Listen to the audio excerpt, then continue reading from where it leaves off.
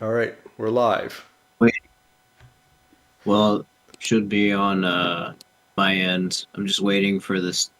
Okay, yes, we are. Yep.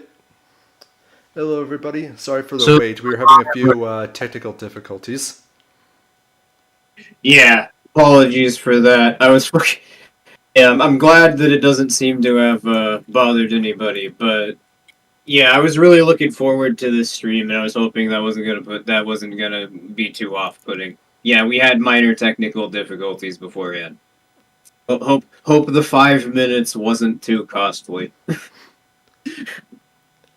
It should be okay. Anyways, so. But Oh, what? yeah, what were you gonna say, Heretic? Well, nothing right now. I was just going to say that you wanted to talk about something before we get into the main topic. Um, well, first of all, if people have been asking for more resources that back up the scientific validity of the claims that we're making about methodology, and to that, I responded with creating a drive link that contains hours worth of videos using an AI that allows you to make video presentations that have visuals that pretty accurately convey form as well, that summarize philosophical concepts. And I prompt engineered basically the videos that it put out in such a way where it allows people to understand the context that portrays concepts in the way we're trying to present. It should be understandable to anybody. There's 4 folders that have like 40 or 50 videos each in them, I think, as well as a bunch of screenshots that show, well, various different graphs as well as pictures that have citations based on university papers, as well as various different books and essays that these philosophical and metaphysical arguments are sourced from, that all create collectively together the context that would allow you to understand the method that we've been trying to present. And those images are basically just shorthand visual presentations of how to put these concepts into practice. And the videos are essentially everything that's required for you to understand how to set up this method and put it into performance. Essentially, what we've created is a method that allows one through direct action to achieve economic self sufficiency from political economies. And I put together a drive link that shows anybody how it works. Yeah, I posted it in chat earlier. I'll try to highlight it and copy paste it right now and post it again in chat. Yeah, I can see it right now in the chat feed. You just, or you can just put it right there. Yeah. So yeah, I mean, Yeah. I haven't actually had a chance to dig through it myself, but I know for certain that it's going to give a lot of reactionaries a crap ton of content to say back alley philosophy debunked videos. So don't worry, you can they can thank us for that later or not. Doesn't really matter as long as I sorry. Yeah, the link that I posted in chat for some reason 404s when I tried to click it again, but it is read only. Is that working? But yeah, I posted it in chat, and Doug, don't freaking gaslight me like that. Oh, yes, it's read only. But yeah, that second link should work. I don't know why it was 404ing that second time, but yeah, that works. Okay, Hooray. but um, yeah, sorry. With that out of the way, anybody who wants to look at the material that we've produced, wants a quick summary of it, go there right now. You can start researching how to create the conditions that we even specify that are required to set up this type of organization model for yourself.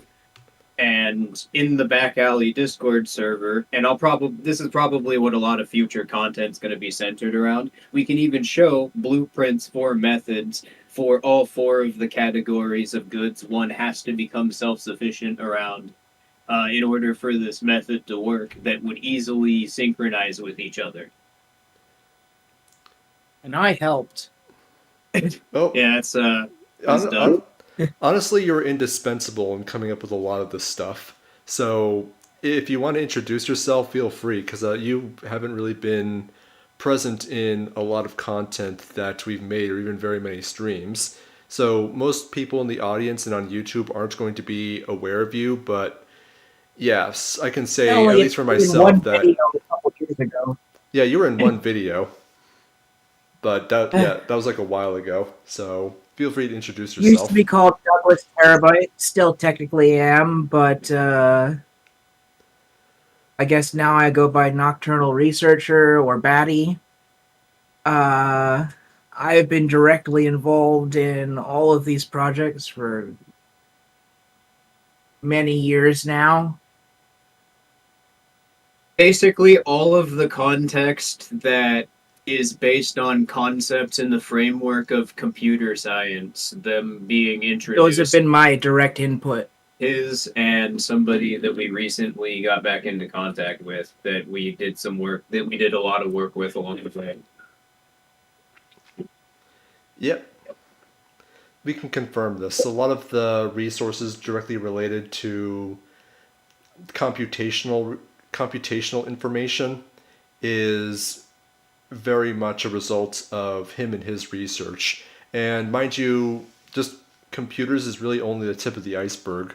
Truth be told, I can't imagine that the current form of the project would be anywhere close to resembling what it currently is without his input. So, yeah, thank you very much. Your contribution and your future contributions are going to be absolutely critical. Hey, I hope everything goes well in the future then, so that I can continue to participate. But now that that's been established, here is exactly what we mean when we describe libertarianism as a methodology. Don't let anybody else project intent onto what we're describing in any of our content going forward. This method right here is specifically what we mean when we're describing when we're describing means that move towards creating a free society. Have you posted And a that's link to this drive in the description of this stream, by the way? yes, and it's one that I can confirm works. I'll post it in the description of the video after the stream, but it's in chat. And I guess that's what I want to center the stream around, which is the fact that in the way that libertarianism is discussed as a topic, the way one of the propaganda tactics that the state has started trying to use that is intended to subvert libertarianism is representing libertarian concepts as ideologies by conflating key concepts in the study of action that libertarianism would need to be describing necessary characteristics that they're attributing to these concepts in order for them to be coherent representations of something in nature, like freedom, for example.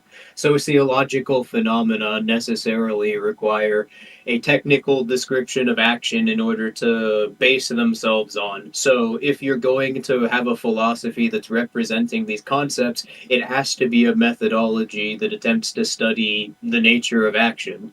And by representing these concepts as ideologies, it abstracts them from the ability to be studied in that way because it turns them into self references. So, by creating this framework, I have now explicitly made that controversial. There is a methodological libertarianism that can be put into practice. This is it. Any attempts to try to any attempts to try to conflate intent or ascribe some kind of political motivation to libertarianism is entirely an attempt to brainwash you into provoking a certain emotional reaction, or is trying to provoke a certain emotional reaction within you, and to try to brainwash you into thinking about the topic a certain way, rather than allowing you to look at the topic for yourself and in fact actively dissuading you from doing so. Basically, they're trying to We even tell you what explained to think. exactly why that is. We also explain exactly why that is, what that means, how it works, and how you can understand it in the drive link as well. We provided all the context for that. I mean, it's like every other day I see. I'm not on Twitter, but I see people who post links from Twitter pretty commonly. Someone upset about libertarianism for doing something that has literally no relation to anything any actual libertarian has done, and it's typically them upset at some thing that they perceive as ideological they happen to disagree with. It seems to me that libertarianism is becoming the new, or that they're, not that it's becoming, but that they're attempting to make libertarianism the new neoliberalism, where they want it to be a completely meaningless term that's just meant to represent a vague, nebulous opposition that is somehow has high degree of resources. It is extremely powerful, and literally everybody that isn't you seems to believe in. And by you, I don't mean like anyone in the audience or anyone here specifically, but it's just, yeah, it fulfills the same role that that I described neoliberalism to have in my video. I can't remember what the title of the video is actually, because it's been a hot minute, but yeah, I did critique how abstract neoliberalism as a concept is, and how even scholars who have attempted to critique neoliberalism can't really describe what it is at all within any kind of methodological or metaphysical framework. It's just people we disagree with. Now, yeah, I mean, I kind of said it already. Libertarianism is attempting to be framed as the new thing we disagree with, even though we have a very Yeah, clear, even though we have a very clear and concise methodology and metaphysics that very clearly differentiates it not only from other ideologies in general, but from ideology as a concept. So, and we explain what the distinction is and the reasons why they're conceptually valid in the drive link as well. But yeah, no more of that ideological obfuscation. We're going to go in a lot more detail in future content about the sort of language games that ideologues and sophists use to protect these positions in such a way where they implicitly frame them as though they just look like nature in and of themselves, when really it's tricking your brain into creating a self-reference through narrative rules by using signals in the way they describe concepts in relation to one another, so that your brain creates narratives outside of your conscious perception. It's a style of dialectic method that they fucking mastered recently, and it's gotten really bad because of the fact that AIs are now filtering the way are now AIs are now able to be programmed by proprietors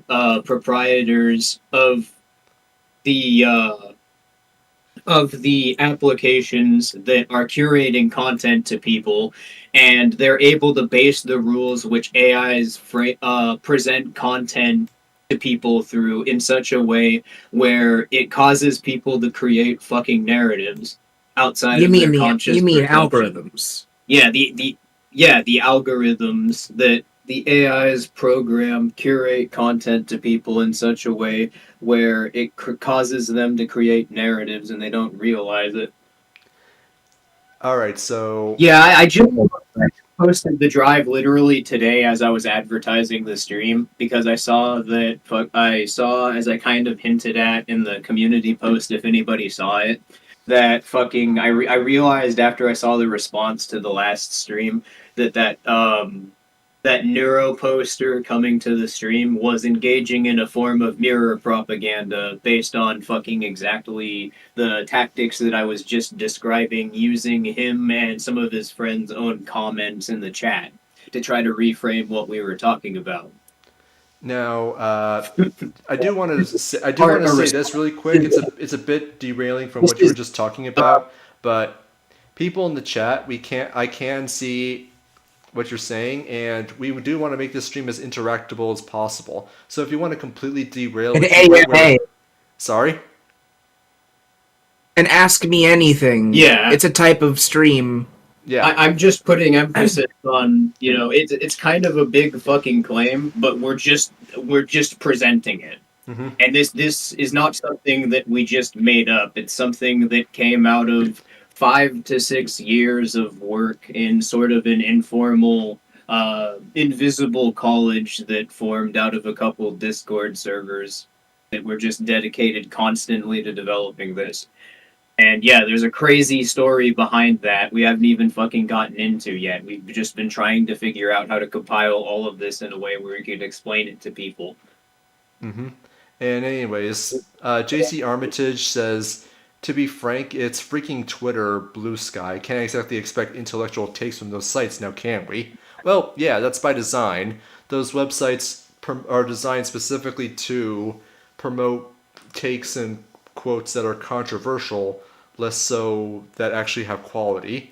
Because even when ignoring all of the censorship and quote unquote fact checking shenanigans that goes on in the back end, there still is an algorithm that selects for posts that get the most engagement, which I think I actually described it in last week's stream too, where a post that gets a high degree of likes and a high degree of dislikes is going to be promoted more than a similar post that only receives a high degree of likes, assuming that the number of likes is accurate, because it's controversial. They want people to talk about it. And they can be mixed for any number of reasons.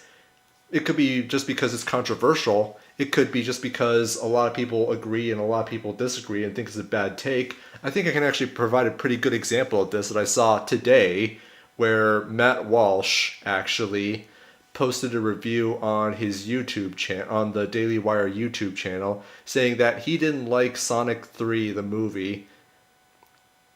And you can see, again, his audience are just hammering that point. Like, they are not pleased with his take on the movie, especially considering, like, within the first 10 seconds, Matt Walsh says that he hasn't actually seen the movie at all. In fairness, I haven't seen the movie. I don't think you guys have seen the movie either, at least not that I'm aware of. So I'm not going to say anything one way or the other. Sorry? I was just gonna say I personally haven't been able to fucking do anything in like the last week. May I interject? Sure. All right. First of all, the reason why I made that comment earlier is that Blue Sky is different in that you can the entire thing is open source and you can swap out whatever algorithm you want. You could even design your own. So in that response, you were conflating Twitter and Blue Sky together. They don't have the same problem. That's fair. However, I haven't really looked at Blue Sky that closely. As far as I can tell, it's just a place where all of the progressives migrated to after Trump won the selection. I wouldn't. I would say that that's too much of a reduction of what Blue Sky is. But I guess investigate it on your own time later. Probably. It's just that That's- I don't really have much of an interest in social media, in fairness. Let's Me get back neither. to the central topic. Yes. Anyways, so actually, this is another thing that someone else asked about. Didn't dig into the drive yet, but how much prior knowledge of praxeology is necessary to get in? Are you framing this as an expansion or replacement of the Austrian methodology? Yes, I'm explicitly framing this as an expansion upon the way that the Austrian methodology is represented presently, and I'll tell you exactly how. Basically, what we've observed about the nature of psychology from the perspective of cognitive semiotics, because of the fact that the framework of cognitive semiotics allows you to represent your own perception as an action that can be deliberately informed. That implies that the way Lockman is representing behavior from the perspective of how people inform their sense of value has to be accurate from a technical perspective, which is scientific proof that collidic monetary theory is valid, and therefore his criticism of general supply and demand theory is valid. Therefore, if the Austrian method is going to represent the nature of actual economies from a praxeological perspective, it has to be based on his framework. You'll definitely want to explain collidic money theory to those of us who are unfamiliar. I mean, I'm familiar with it, but people in the audience might not be. Nor am I. You explain. Well, his criticism of general supply and demand theory, which for those of you who don't know, general supply and demand theory is it is a proposed concept in political economies that explains the way that there appears to be a stable price in the context of political economies. And it does so by, first of all, self referencing the validity of the state's role as just a part of the economy in the way that it described certain property relations as simply property titles being assumed to be interchangeable with the concept of property in the way it describes economic relationships. It necessarily has to do this because of the fact that it can only portray economic relationships within the context of property titles, because the only way that stable prices, the way that fiat currencies are traded around, are actually established in practice are because of the artificial costs that the state introduces by enforcing property titles. And that is how the study of praxeology directly ties to other sociological studies that would be based on the nature of action as well, because this allows you to represent the effect of economic concepts on behavior directed into practice, because it allows you to represent psychology from a perspective that's just technical and doesn't require any sense of investment in order to create in your own perception of meaning. It doesn't require you to assume anything. You can just say, well, this is the way that cognition creates perception, and this is the way my perception is being emanated right now. So I can compare the difference. I think a good summary of this would be every individual has their own perception of supply and demand of any good at any given time, and that perception of supply and demand is always going to be changing at every moment of every day. A good example is, of course, maybe you don't feel like eating a sandwich today, so your demand for a sandwich is going to go down. Yeah, so because from a praxeological perspective, value is subjective, what this framework then shows, and you can even see it if you're actually following this reasoning yourself, is that there shouldn't be that kind of stable price that people are trading around from firm to firm. These firms interpersonally are completely disconnected from one another. So if value is subjective, how is money being traded not just around the medium, not how is the same medium being accepted as money in all of these economic processes? Not only that, but how is it being exchanged at the exact same rate for all goods across the entire political economy that's also trading those goods? Well, that happens because of the fact that property is based on titles, so the cost for enforcing the property title can be whoever is enforcing the property titles, whatever they dictate it to be. And that is how fiat currencies actually come into being.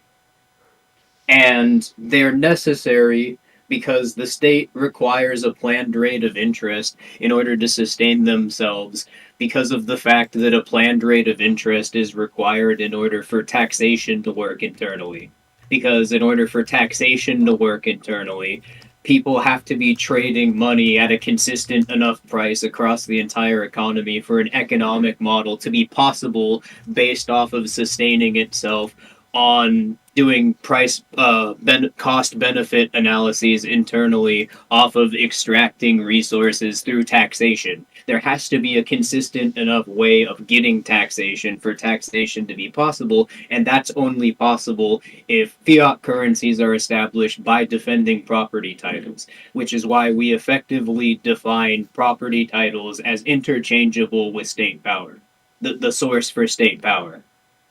Without property titles, a bunch of the state is primarily just a bunch of old people playing pretend,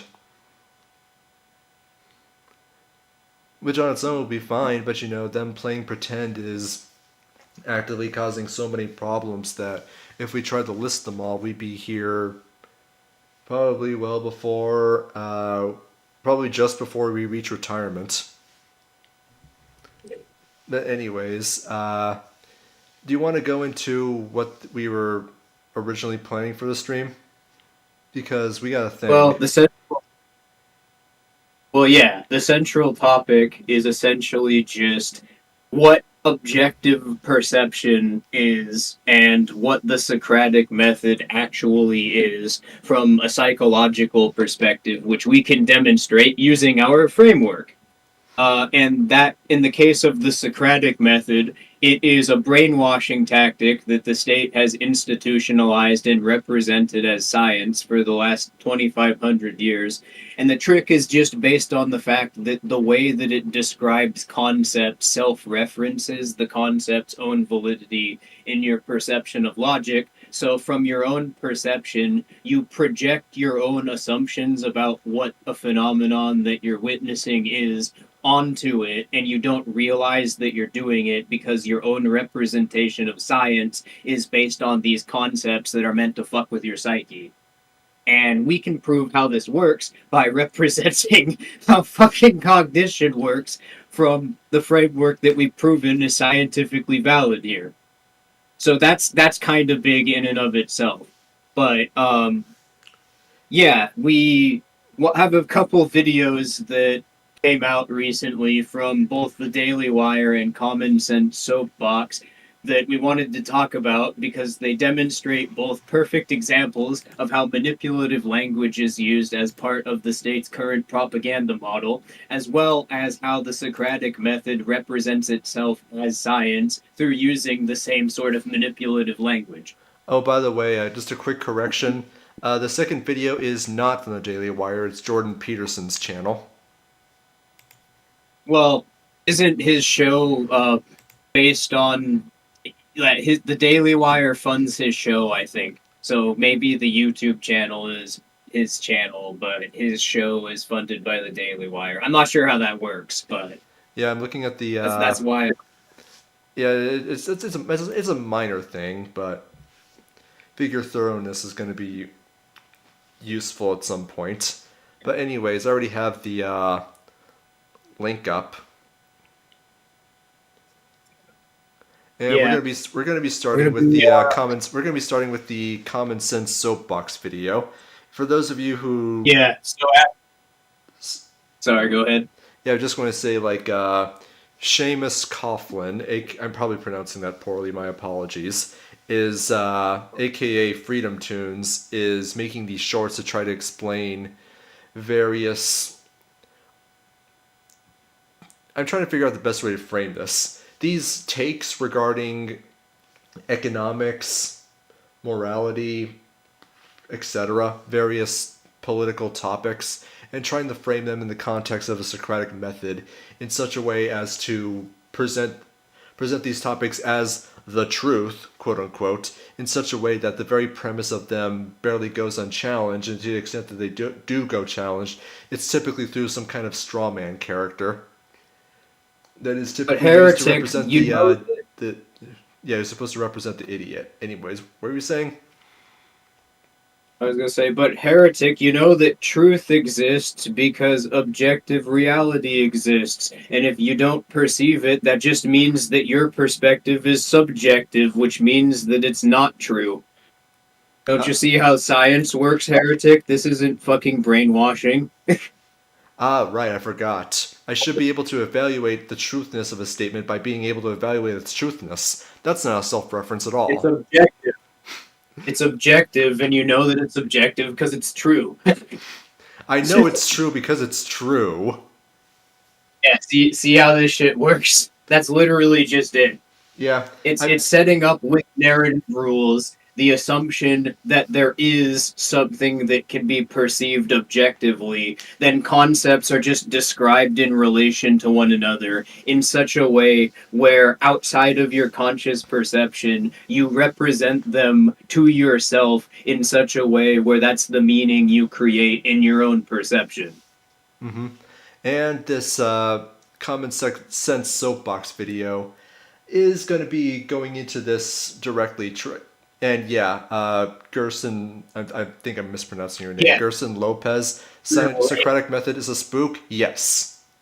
Yeah, literally. It And I is. even I even compare it directly to Scientology, and I show that they're directly analogous. The Socratic method, it works exactly like the way Scientology presents the concept of clear and the path to the bridge to total freedom or whatever the fuck they call it.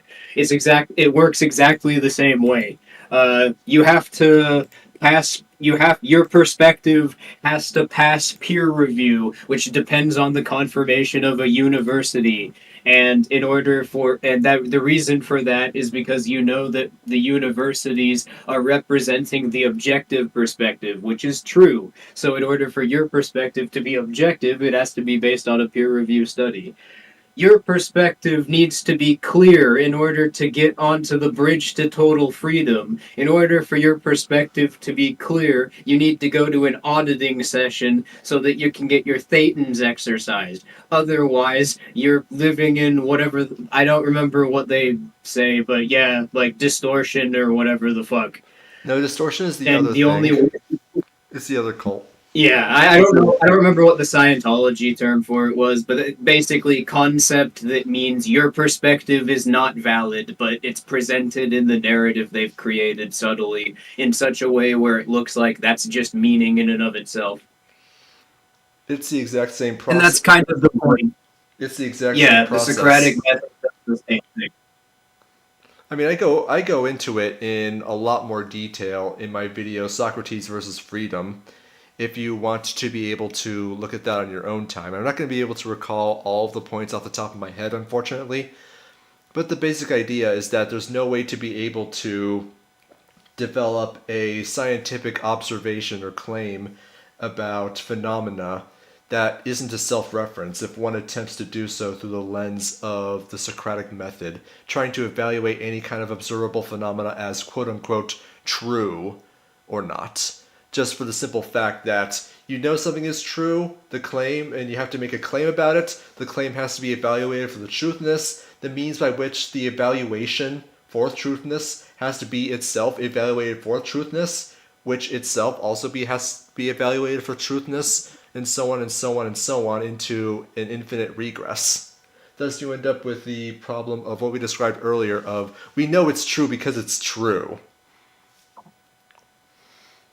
And literally, all you have to do is go back and listen to any argument that you've heard attempt to demonstrate the validity of objectivity in logic, or any concept that assumes that it is valid. Listen to the way that the statement is set up, and you'll realize that it's subtly self-referencing its own validity because concepts are described in such a way that assume there is a universal. And Wilthrin says, since y'all have this new thought process, what's y'all's thoughts on Austrian economics? You probably just joined the stream, so you probably missed it when we were talking about money collidics. Put simply, a lot of the insights in Austrian economics, particularly in regards to money collidics, which is admittedly a significantly more recent development in it, as well as many of the insights presented in praxeology, were very helpful in developing the current insight that we have right now. So we cite Austrian economics and a lot of the concepts therein as one of the major influences in developing our current method.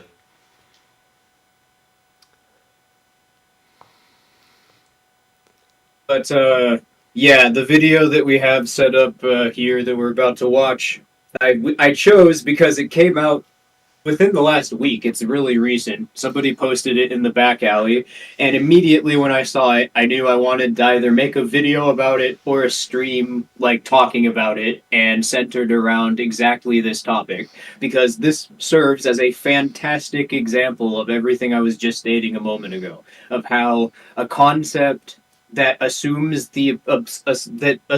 implicitly in the way it's presented in the narrative that objectivity exists, and as a result of that, it completely self references the perception of its own validity, but tries to present itself as science. And as a result of that, the way that the rest of the narrative is structured is presented as though anything which deviates from this is just a subjective perspective, which is exactly how cults work. If you're not following whatever the fuck they call their bullshit, then you're living in distortion. You have thetans controlling your thoughts.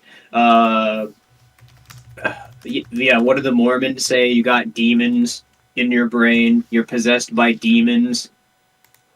Yeah, I'm Every reminded single one of them specifically. like, I'm reminded specifically of a specific form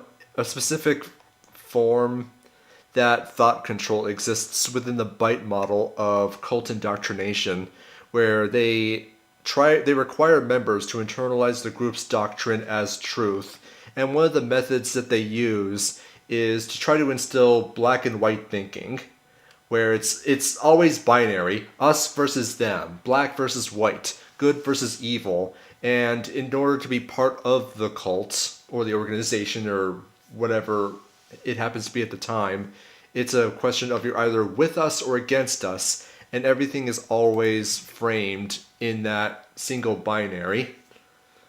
Not to mention that it actively encourages people who are already part of that group to adopt that binary as their primary modes of thinking in regards to people who are in the in group or the out group. You're either with us, or as George W. Bush said, you're either with us or you're with the terrorists.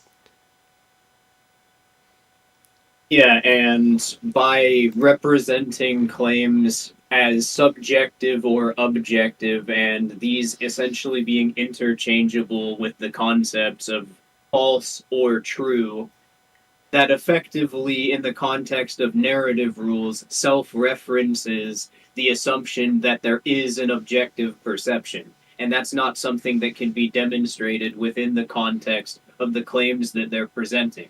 So the claims just frame everything other than themselves as though they're people presenting a perspective that's not valid, but you'll notice that they don't have the basis to be able to explain why in the context of their reasoning, other than simply saying it's not the objective perspective.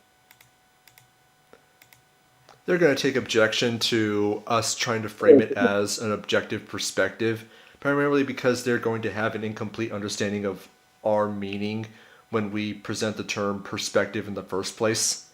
But I think people who have at least listened to us for long enough and talking about this in great detail have a pretty clear understanding of what we mean by objective perspective. There is only one, or within the framework of what they would characterize as truth and what we characterize as the objective perspective, there is only one way to understand a topic that is ontologically correct. And every other form of perspective that could possibly exist regarding that topic is incorrect to one degree or another. However, this presents a lot of teleological problems that I describe in more detail in Socrates versus Freedom that fundamentally creates an info hazard or a cognito hazard.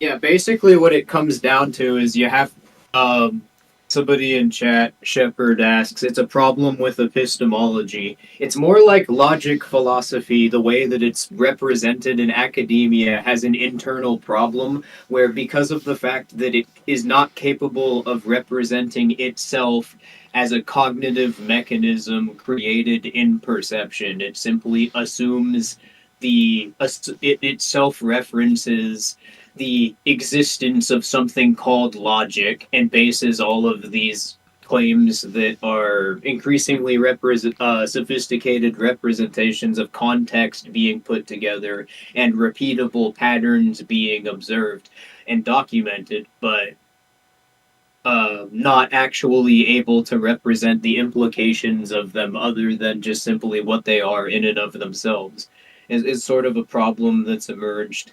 And because of the fact that logic philosophies aren't capable of representing their own axioms as anything other than axioms, well, they all sort of run into this issue. But what our framework is able to do is it's able to represent the way that the brain creates logic as a cognitive mechanism. So you can compare the way that your brain is informing your own present sense of perception and compare it against the reasoning that you're creating in present time. Yeah. It gives you Anyways, a sense of both of them. And that's the reason why we reference a lot of Buddhist and Gnostic concepts because yeah, so one of the things that I wasn't fucking expecting that we kind of stumbled into and we only show the technical validity of in the context of the drive, and we're going to be elaborating on a lot more, but don't really have a lot of like what we specifically know about these practices compiled yet.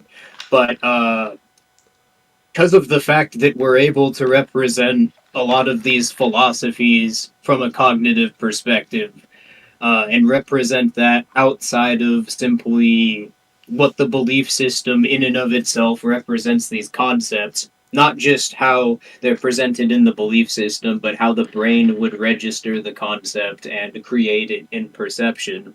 Well, by being able to develop a framework that could represent how all of this worked, we've kind of deconstructed concepts in spirituality and found out that they represent something scientific. it's a very weird framework when I look at it from outside of our own study, where our attempt to try to develop a technical mechanism that will subvert the ability for the state to apply pressures onto the environment led us to deconstructing and understanding Gnosticism and Buddhism as a technical method. It sounds absurd. I am well aware of this, but we can show our work to demonstrate that yes, we do. We have to have these things. And Tripper Sweet says in chat, so my take is that the only strive for rationality seems to be to negate prior subconscious presuppositions, which is only possible by acknowledging the contingency conjectured in all argument.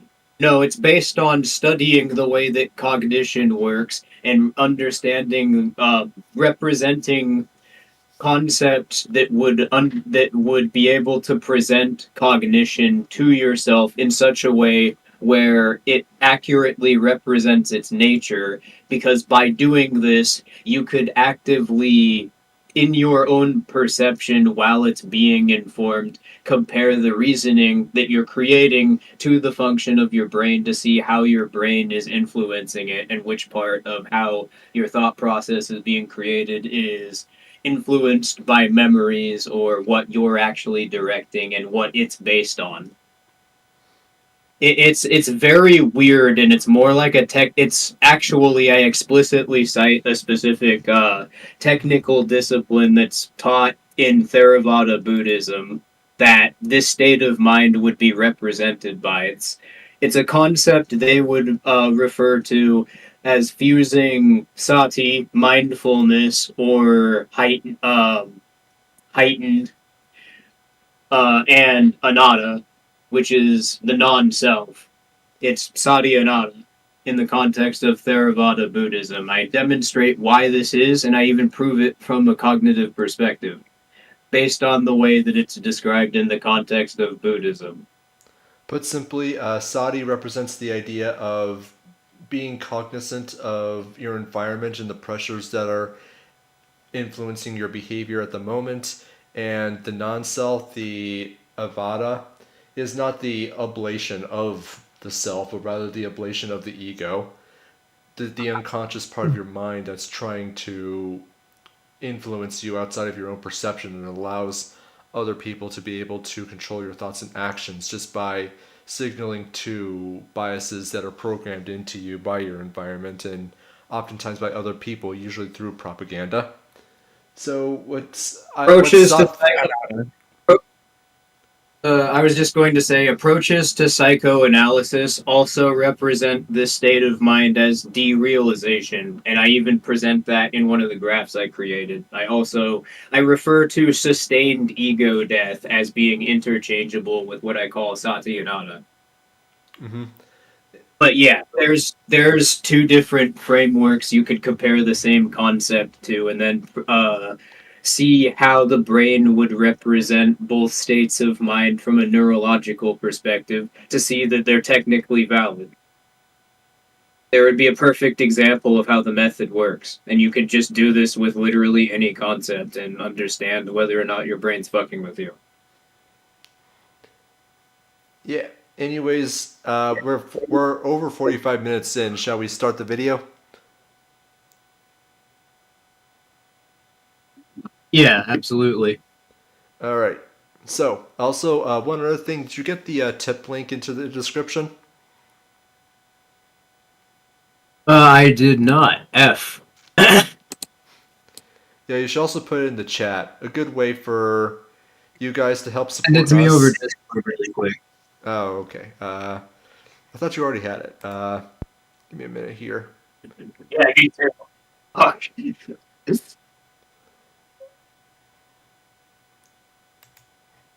Okay. Yep, there it is. And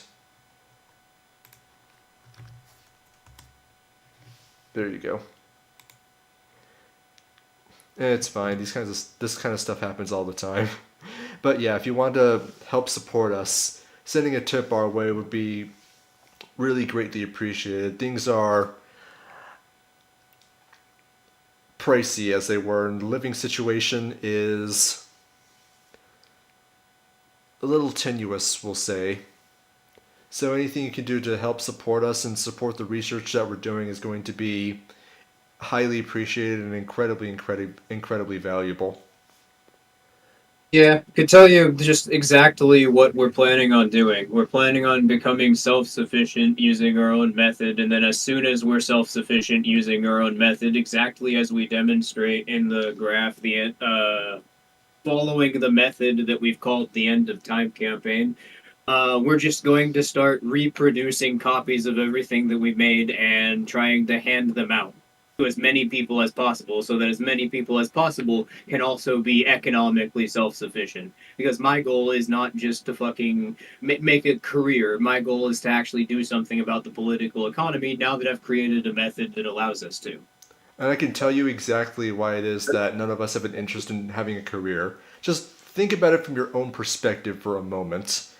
You have to go to your job in order to be able to afford to do stuff that ultimately amounts to you going to your job. It's entirely a self referential economic action. And who finds that appealing? I'm sure that there's many like workaholic boomers who find that highly interesting and probably fear the day that they're forced out of their job because they're physically too old to be able to do them. But my goodness, like that's just I mean like it's like in an RPG like how the grind is considered is usually mentioned tongue in cheek and is regarded as like one of the least fun and least interesting component of the game. but instead of it being like a thing you do for 1 hour to get your level up to fight a boss, you're doing that for your entire life. Who would want that?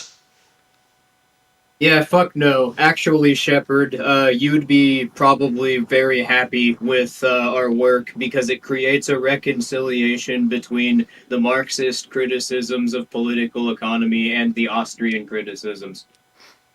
Yeah, Grambo, you're right. We should start the video already. Anyways, let's go.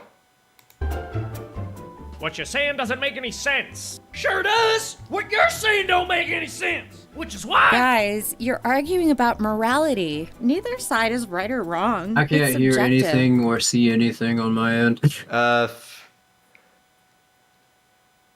You have Like the, it was playing, You know, but we never published.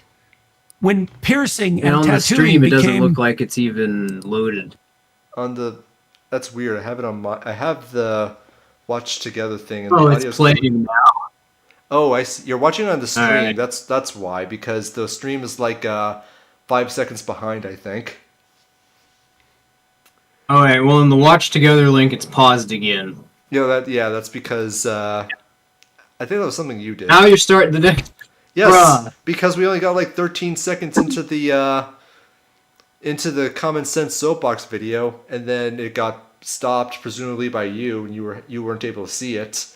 You're on the watch together thing, so you should be able to just like watch it from there. Yeah, What you're saying doesn't go make back any to the sense. common Sure sense does. soap. What you're saying don't make It's any playing right sense. now. Which is why. Guys, you're arguing about All right. morality. Neither side is right or wrong. It's subjective.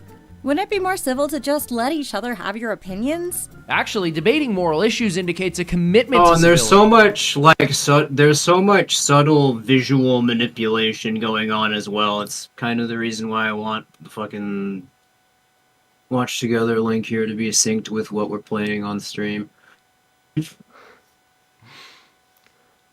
I think it might just be my internet, honestly.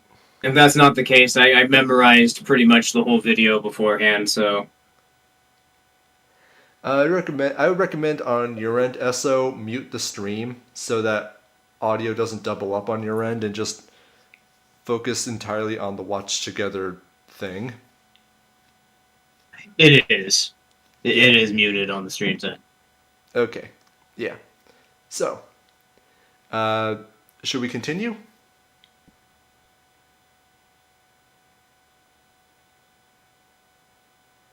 Hello? Yeah. Hello, can you hear me? Yeah, I can hear you. Just that you got quiet there for a moment. Anyways, Alright, let's continue. What? There's a pervasive idea that the more pro-social option is to understand morality as subjective. You believe your truth and I believe mine. If we don't try to convince each other, we won't fight.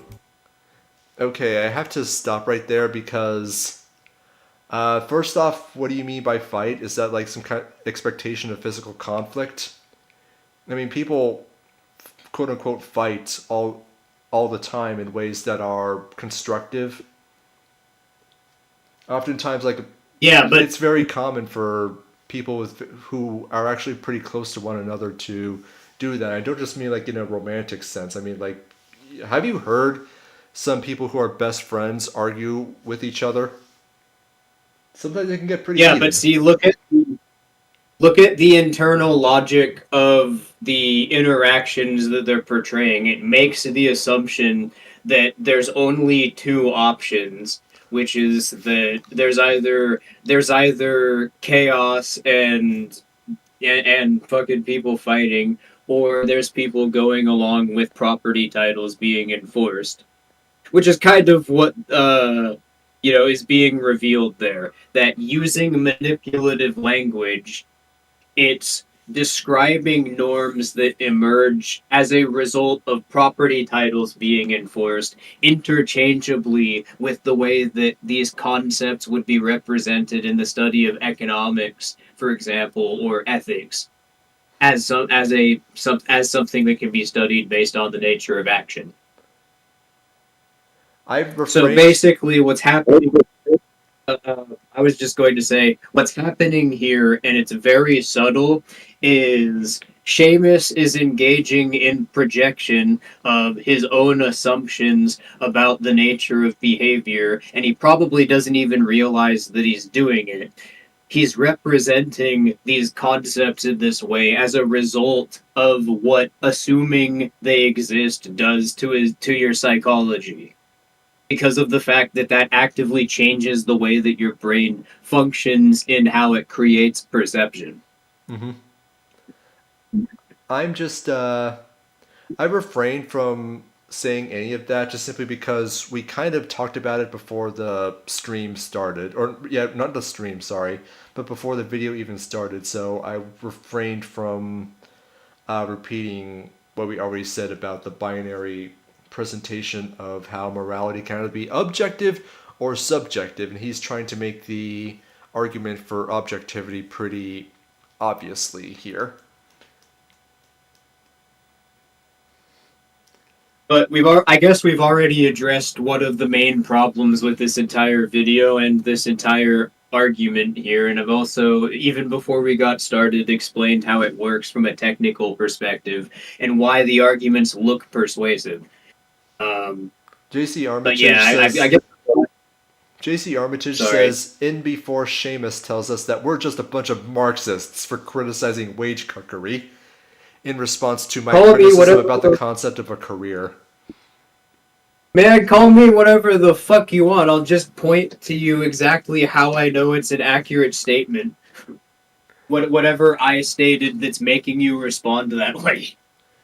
I mean, yeah, it's fine. Like, do whatever you want, but I mean, just like, it reminds me off the top of my head, the same people who would call us Marxists for criticizing wage cuckery intend to do so as though it were pejorative, but then those same people will also criticize the idea of a what's the term, basic income? Universal basic income. Yep, universal basic income, on the basis that if the government just pays people, random number, $5,000 a month, then nobody's going to go to work. And I'm just thinking, I'm just sorry. You go ahead. Yeah, we'll address your question or address your comment, Grambo. I just want to finish my thought here. If that's the case, then isn't that validating my point? I'm not defending universal basic income as a concept whatsoever. I'm just simply highlighting that the criticism that the same people who will attempt to criticize us on that basis only do so by validating what we're saying in the first place. So it's kind of hard for me to take it as seriously as they don't. And the best part about this is we do not need to start with an initial assumption anywhere, because of the fact that all of our claims can be based on repeatable patterns that we can demonstrate are valid from a technical perspective, that we don't need to make any assumptions in our own reasoning exist. Mm-hmm. And Grambo asks, hey, Esso, would this be the intellectual equivalent to gaslighting Hoppians used? Actually, No.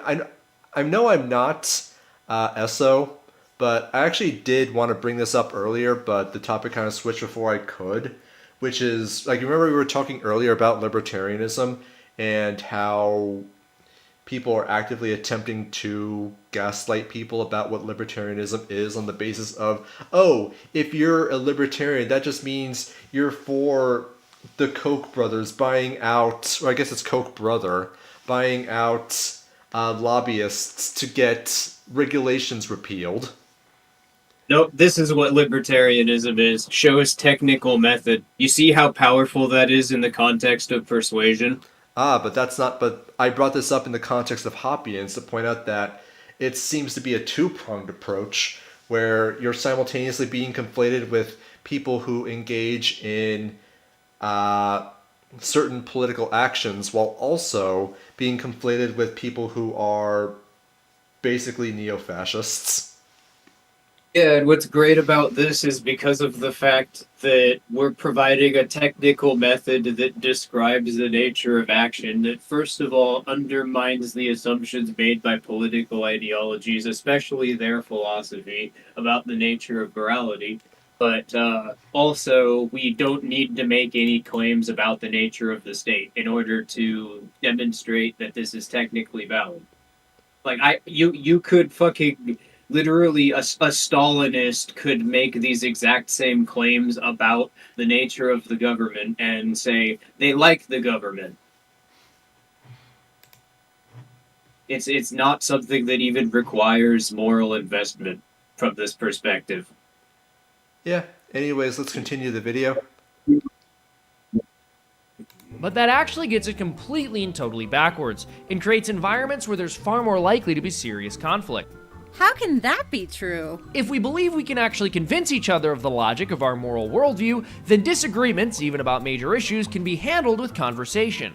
If that's not the case and morality is as subjective as one's favorite flavor of ice cream, the only tools that really exist for getting you to adopt my worldview are manipulation or violence.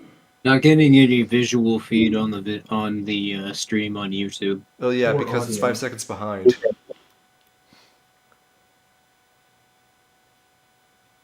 It should be coming through now. Or maybe your stream's behind? It's not. Is it? Yeah, maybe mine is. Yeah, maybe that's what the deal was. Yeah, I'd recommend just Okay, it should be caught up now. yeah, Omen is saying that, That he's was seeing fucking- it. He sees it just fine. Okay, It sorry, that was on. I would recommend you stop watching the stream. All right. Yeah, I can't see any visuals on Watch Together. that's I just remember the entire video because I watched it like a dozen times to prepare for the stream. Ha. Well, this is the part where he's saying that actually it's a commitment to civility because we can just have discussions and compare our perspectives through the Socratic method. He doesn't use those terms, of course, but that's basically what he's describing, and that the alternative is that if morality were subjective, then the only way we could do it is by using violence or manipulating each other.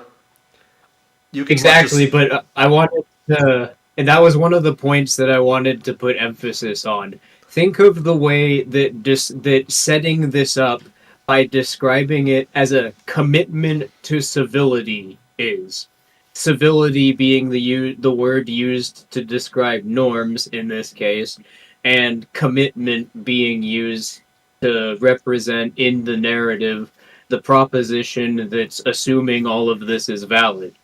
So, in the way that the narrative is constructed, it subtly makes you create a proposition without even realizing that you've done so.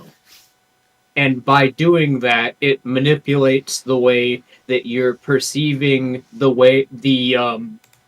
statement itself, so that you're perceiving it as valid within the rules of the narrative that the statement's created, but not logically. But as far as your brain is concerned, that's just a signal that represents the statement as valid. So it tricks you into hallucinating concepts in your own representation of logic as being valid, and it causes you to become emotionally invested in them because of the role that morality plays in psychology, especially because of how political ideologies represent moral concepts as essentially constructs of state policy because of the fact that it portrays norms in society as being a construct of the state.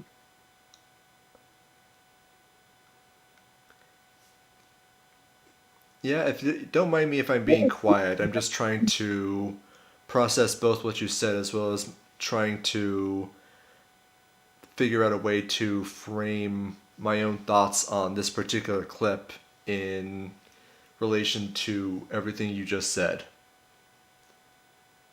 The basic idea. If morality is subjective, then it means whatever anybody wants goes. Yes, because that's the sort of logical shenanigans you can get away with when you're representing people in your reasoning as abstract concepts rather than agents that are acting based on a psychology that can be studied.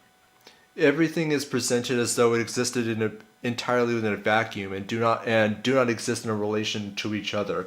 It's so abstracted that it's completely removed from the actual environments and pressures in which people engage in and interact with, and that's even completely ignoring the concept of, well, that's even completely ignoring pressures that exist purely because of politics. I'm talking about, like, if you just lived in a community, whatever, and no government pressures existed whatsoever, and you just started going around doing whatever you wanted, how long until someone just stopped dealing with your shenanigans and just went over to kick your ass because you're being an asshole? That is an actual pressure that people have to deal with, not just in that hypothetical, but just in their day-to-day society, where you engage in behavior that is actively destructive to others, or that creates creates an ill perception about you. Suddenly, you shouldn't really be surprised when people suddenly don't want to do anything to you, or even worse, just want you gone. Yeah, And which that's not to mention, I was just going to say, and not to mention that in defending property titles as the norm for what counts as property, the state manufactures a social norm through social engineering indirectly as a necessary consequence of this, which make it so people can't use direct action to defend themselves without it being controversial in the context of the societies that the state's attempting to extract resources from. Because if everybody did that, that could extend to the concept of property itself. And if people started using direct action to claim property itself, then the state wouldn't have a basis for collecting resources because it wouldn't have a basis for establishing a political economy. But Esso, you see, the fact that you have to use direct action as a means to make sure that people aren't doing crappy or aren't engaging in destructive behavior is just proof of how bad it is to have a system of subjective morality. No, but it's not bad to have the system that fucking brainwashes people into thinking objectivity exists and, has to fucking run child sex trafficking rings and gaslight people into fucking framing the censorship that it's engaging in over the internet as a response to child predators so that people don't associate the state with running them. I am so goddamn sick of these people trying to moralize as though they're not doing something like this behind the scenes. And now that I have a method for achieving economic self sufficiency, I'm really not gonna give two fucks about popping off about it. And I expect everybody else to take the same attitude because of the fact that participation in the political economy is now technically an option. And there's going to be a lot more projection as we go further, so let's continue. But that's just it. Why do we need to convince others of our worldview? Can't we just live and let live? Ignoring the inherent contradiction of believing morality is subjective, but telling people that they have an objective obligation to respect everyone's worldview, the heart of the issue. Okay, I actually have to pause there because even within the script that Seamus wrote for this video, Seamus's self-insert directly misrepresented what she said. She said, isn't it better to just live and let live? Framing it as a question. And he represented that as a contradiction between believing in a subjective morality but proposing or making a proposition regarding an objective obligation that other people have, which is completely different than what she said. So I don't know if this is just bad writing or he just made a slip up there, but that is just, I'm shaking my head right now. Well, live and let live is also a moral proposition. So you notice that it also is subtly conflating the perspective of subjectivity, which is false, with a specific claim about morality and framework for representing it, as though those concepts are interchangeable when they're not. The only reason it appears that way is because of the rules of the narrative. Which the rules of the narrative don't seem to have gotten past the first draft. Anyways, I'm going to continue playing, but I got to jump back a bit just so that the point that he's about to make has proper context. But telling people that they have an objective obligation to respect everyone's worldview, the heart of the issue is that humans need something besides our own personal feelings to guide our understanding of how we should behave. Humans need something external. In no explanation, no elaboration, no reasoning, or maybe the reasoning is about to come up here and I just paused right before it. But are we going to have some kind of need, some kind of explanation, or is this binary going to continue to be enforced? This behavioral no, it's thought control, sorry. Thought control within the context of the byte model of indoctrination. Literally, fuck, I don't want to spoil it yet, but there's a part, god damn it. I guess I'll just, Should we just continue? say, yeah, I'm not gonna state it directly. I'm not gonna spoil it, but yeah, this video doesn't directly state it, but in the way it's representing aesthetic, essentially makes an appeal to the concept of God without directly stating it, and portrays this as that other phenomena that they're alluding to. Yep, I've perceived that as well, and that's one of the takeaways that I saw. Always trying to appeal to some sense of, or some external sense of truth. And by external, I mean external to the self, as though it exists in the Platonistic concept of a world of forms, where the perfect understanding of the truth simply existed and could be understood, studied, and then conveyed back to mere mortals, usually through an info hazard. And the reason that I frame it as an info hazard is just simply because of the way that information is transferred from person to person. And that for something to be the truth in such a way that is somehow able to bypass its nature as a self-reference means that its nature as the truth is immediately and perfectly understood by anyone who encounters it. And in order to be able to convey the truth, it has to be able to be transferred in such a way, usually through language or another, that can bypass any kind of language barrier, any kind of disability, any kind of problem that would otherwise impair someone's ability to understand the truth.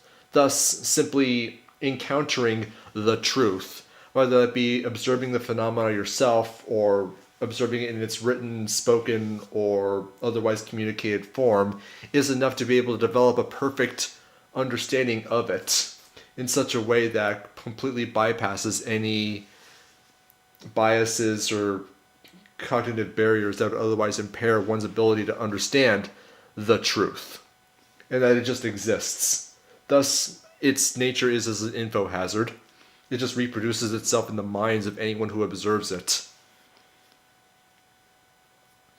And yeah, you'll see that in the way it's portrayed, in how the concept is represented in aesthetic, which is another reason why I chose this video specifically. You'll notice the similarity between the way that the objective is referenced in how, like, the animations are reacting to it and trying to portray it.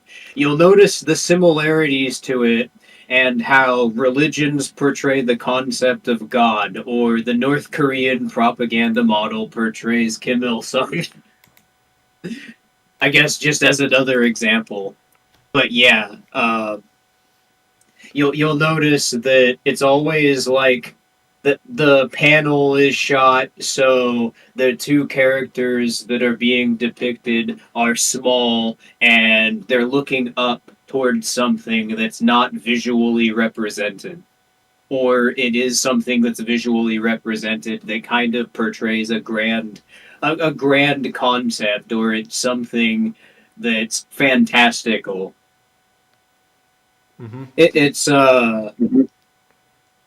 as I mentioned in the drive links there, that's because of the fact that this, from a psychological perspective, is a phenomenon that was observed in psychoanalysis called an influencing machine.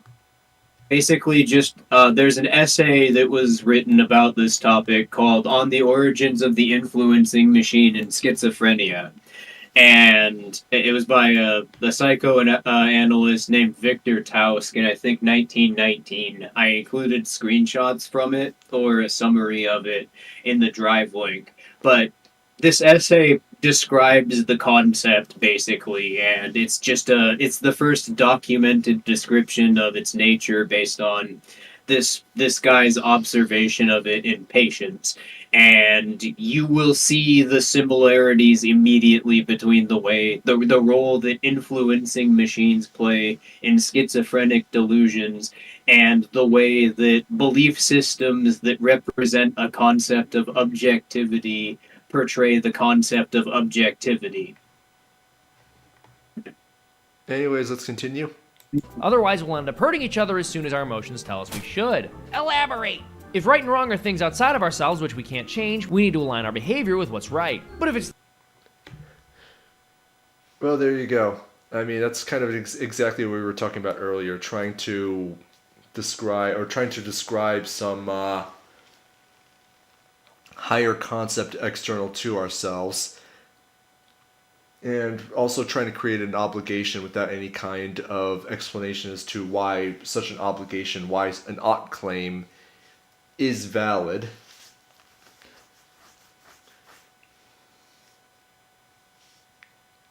Esso?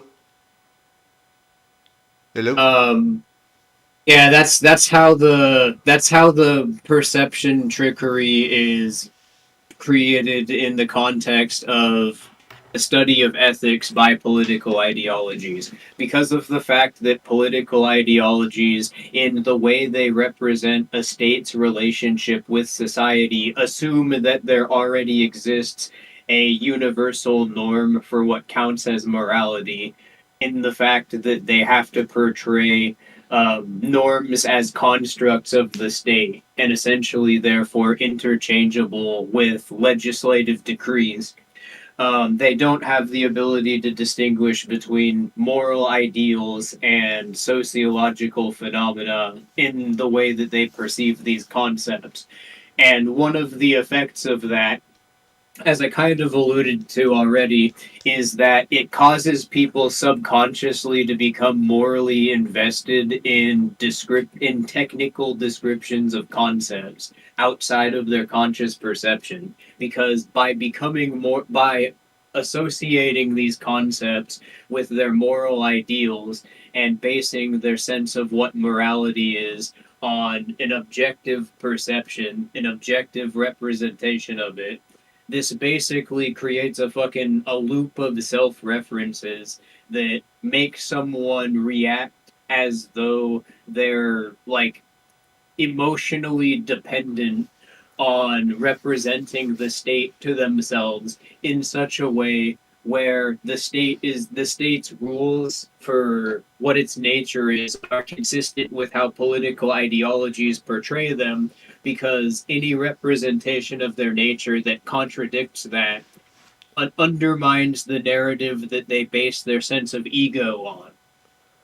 I noticed something else. So I've noticed something else as well, which is that his portrayal of how people would interact on the basis of morality relative to an objective versus perspective conflict or lack thereof automatically presupposes certain behaviors that would emerge as a result of people having different perspectives or not. the logical conclusion of the subjective viewpoint as presented here is that people would just feel the need to go after each other and kill each other and not either just disperse peacefully, recognizing that there is no quote unquote correct viewpoint or achieve any other kind of resolution that, doesn't involve just overt violence and blood sports.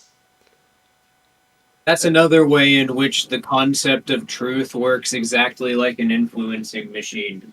The subjective representation, like what causes a concept to be subjective, is basically so vast as a result of none of the claims that can be proposed as counter arguments needing to be based on technical descriptions of what's wrong with the initial claim being presented. They can just be presented in the form of axioms like, this Occam's razor.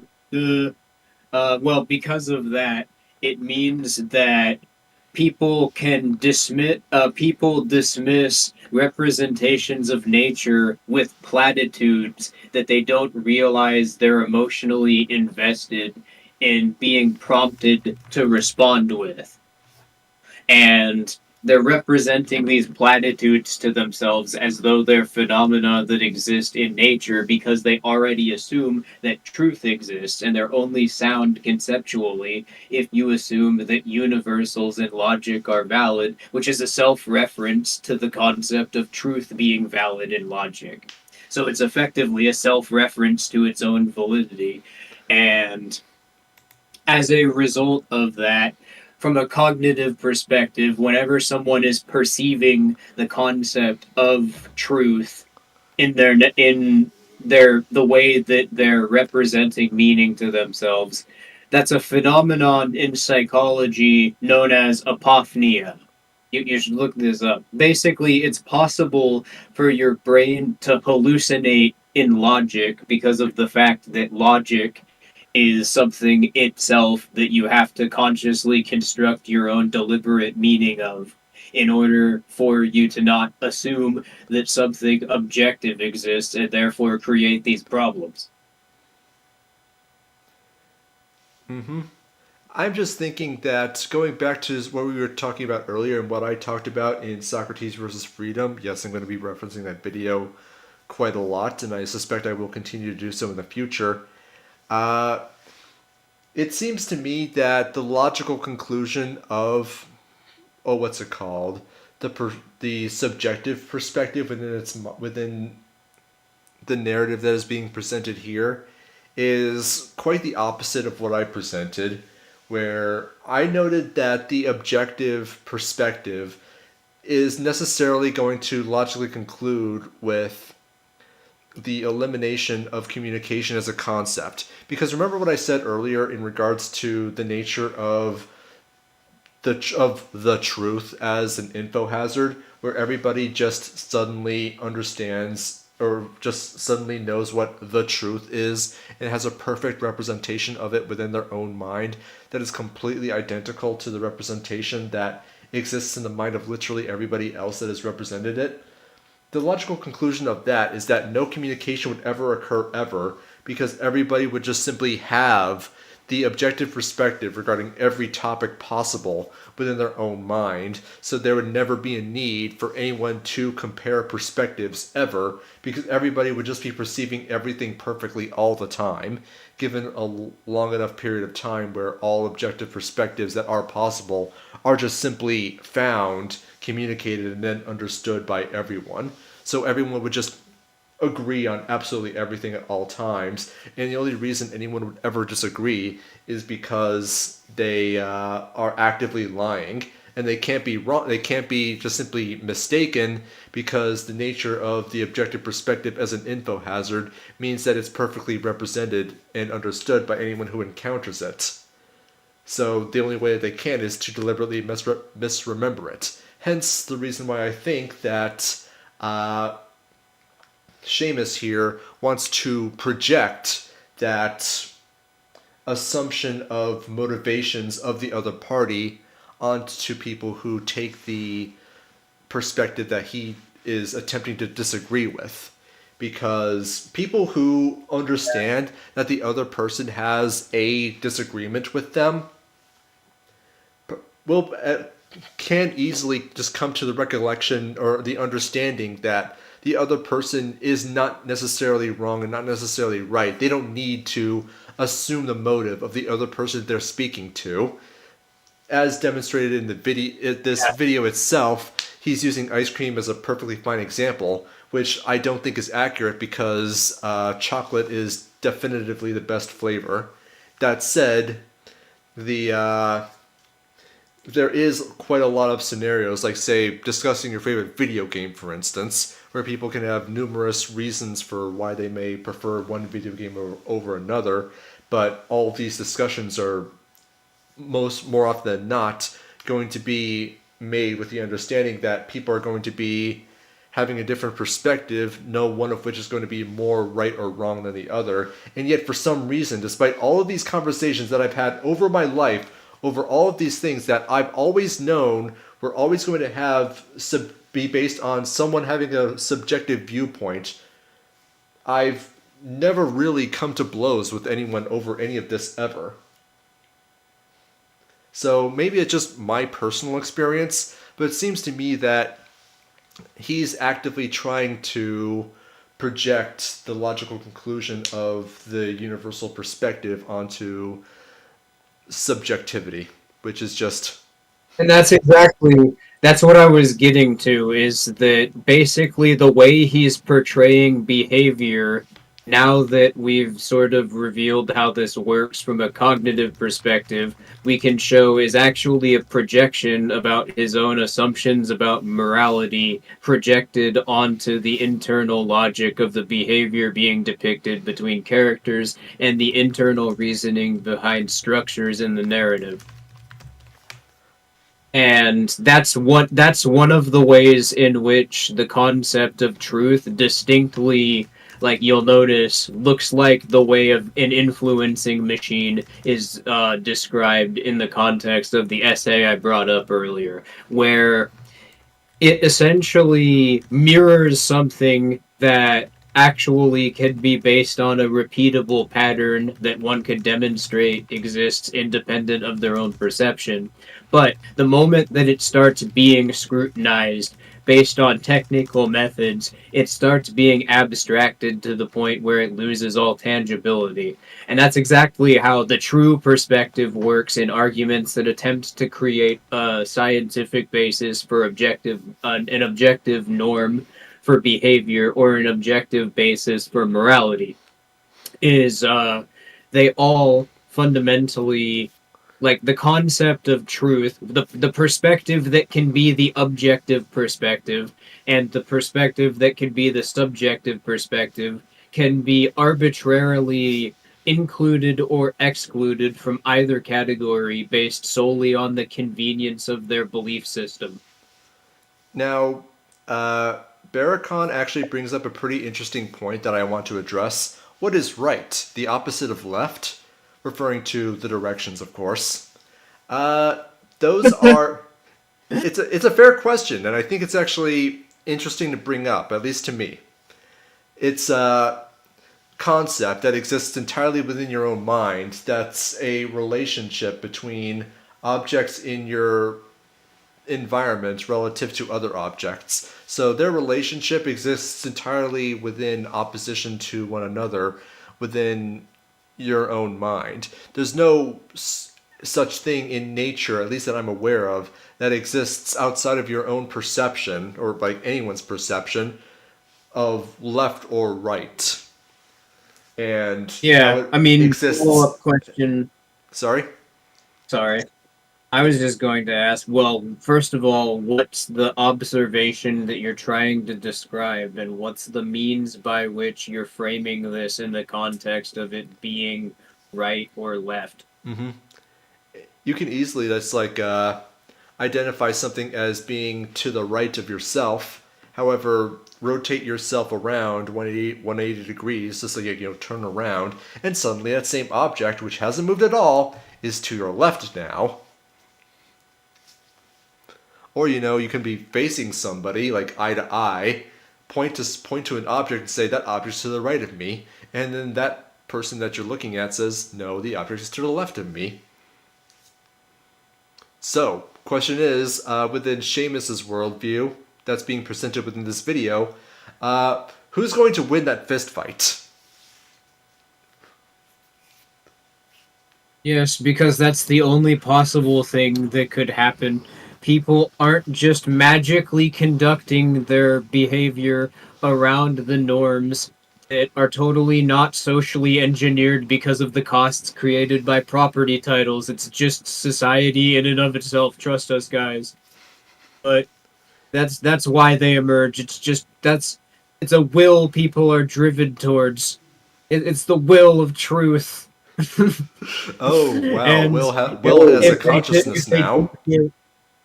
If they deviate from that, they're engaging in the subjective perspective, which means that they're deliberately trying to be subversive to the objective perspective, which means that they have to be purged to protect it. Isn't there an episode of Mr. Bertram that addresses this directly?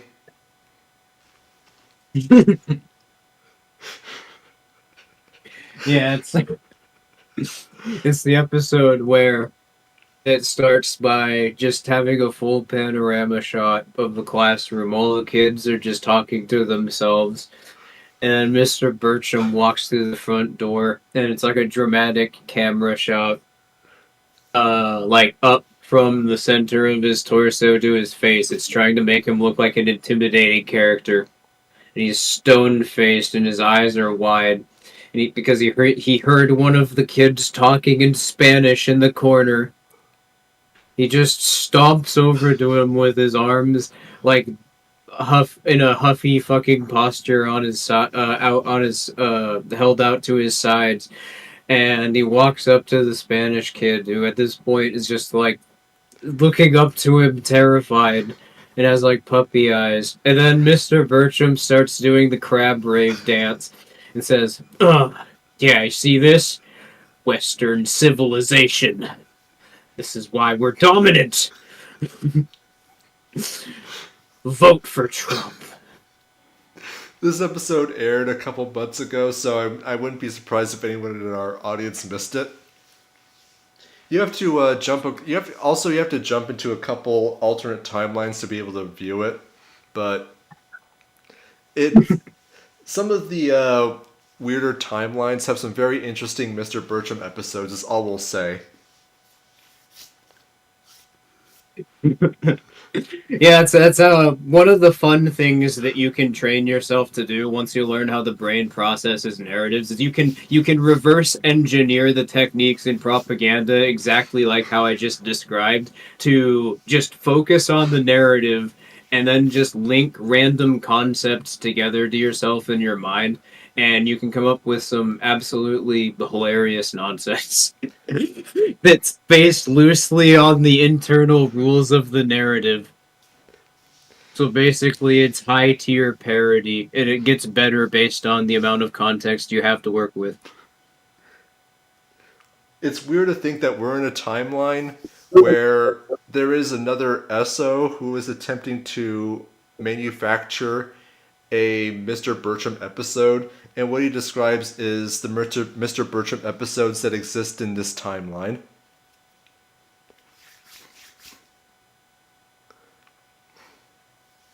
Yeah, Mr. Bertram just kidnaps a classroom full.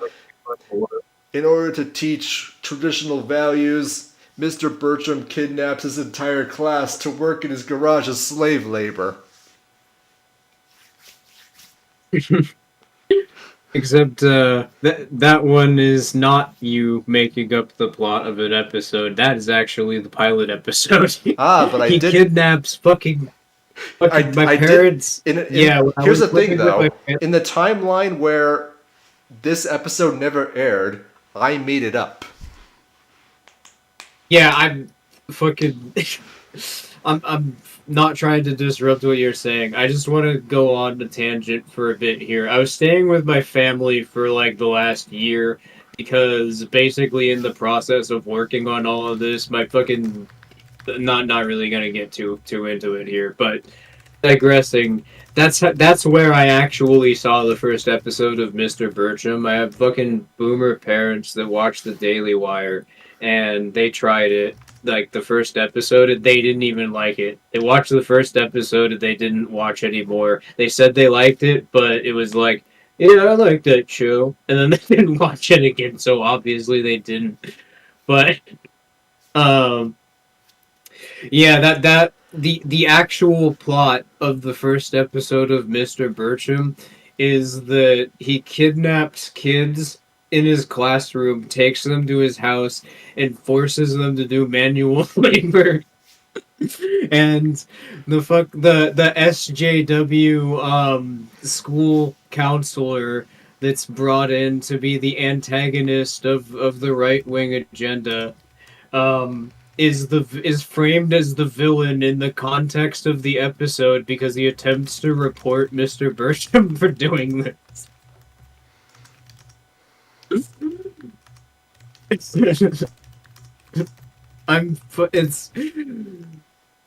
one of the unintentional things that I love about that show is how many aspects of it are hilarious because of the fact that the people who made it don't have a functioning right hemisphere of their brain. So there's so many things that they've like projected onto the characters they don't even realize that are just fucking hilarious. And yeah, Grambo is asking if we could get back to the video, and unless you had anything to say, Heretic. Nah.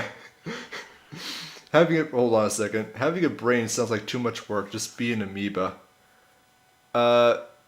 Okay, I'll see what I can get set up in another timeline. Now, JC Armitage. How do they justify slave labor? How do they justify it? In the context of the episode, it's because it's teaching kids hard work. Good, teach them. And no, I'm not making. I'm not making that up. That's actually the reasoning.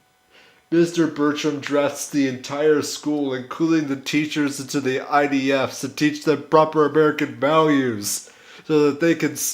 And then the IDF classroom is sent to sink the USS Liberty 2. Comrade Bertram needs you to meet your quota, or else you're going to the gulag. Anyways, let's go ahead and continue. It's the other way around, and morality is just a thing I get to make up. Well, I can act however I want. Huh.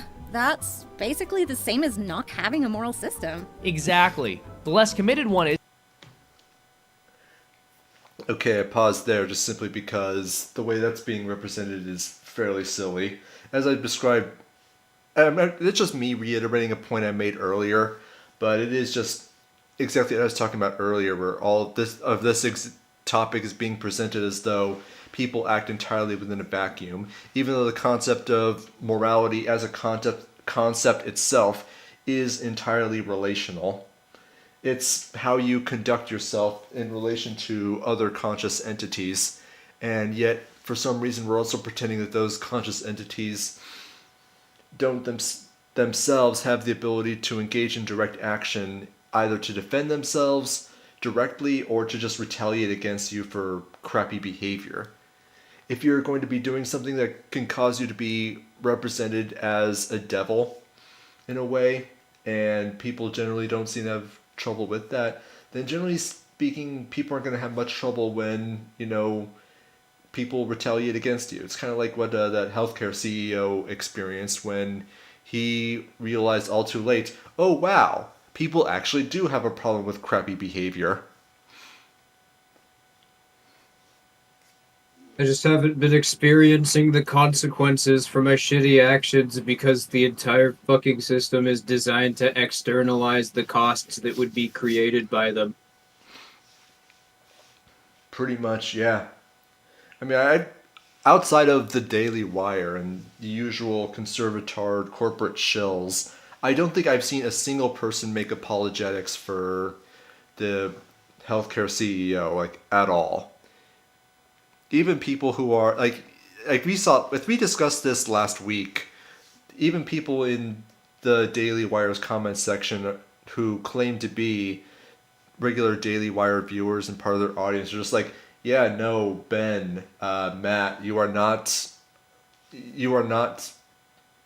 on the good guy side here. Anyways, let's continue. Is to an objective understanding of morality, the less reason they have to resist their impulses. A belief that morality is subjective doesn't actually reduce the number of disagreements we have with other people, it just removes.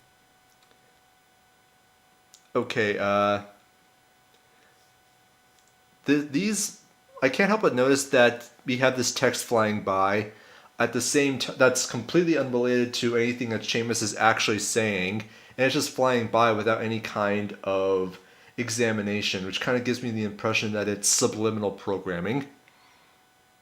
It is. Read the first one again.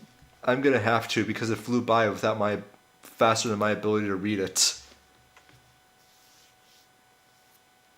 Peace through mole. Huh? Is that the first? Is that actually the first one? Ah. It's an objective truth. That truth is subjective.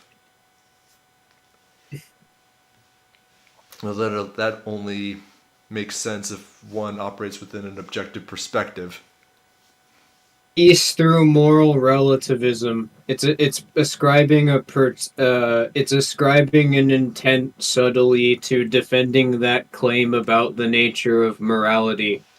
No, I mean, in our case, we're directly stating that morality is relative to everyone's own independent narrative of reality, and that's not based on any specific claim that we need to make about morality. That's just based on the way that the brain works. And as far as what we would be presenting as the alternative to a perception of universal norms created by the enforcement of property titles, there's a technical discipline that I present in the Drive documents called INRI, and it portrays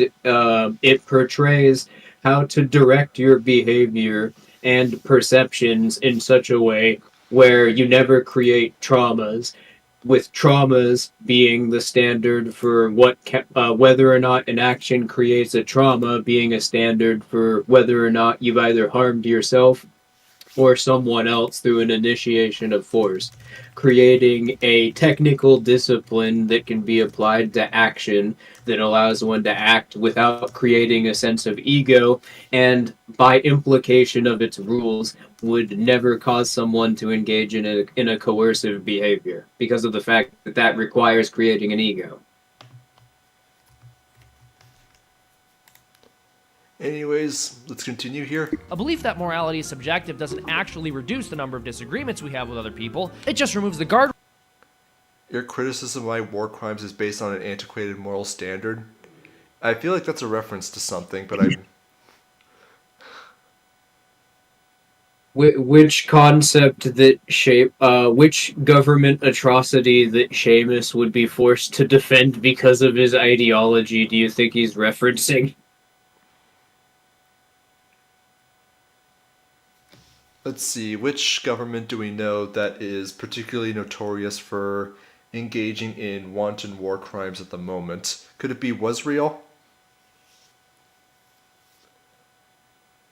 I mean, I don't know. There's also how the ideologically liberal perspective likes to put a particularly rose-tinted lens on the 19th century when the U.S. government in the 19th century was committing atrocities comparable to Nazi Germany.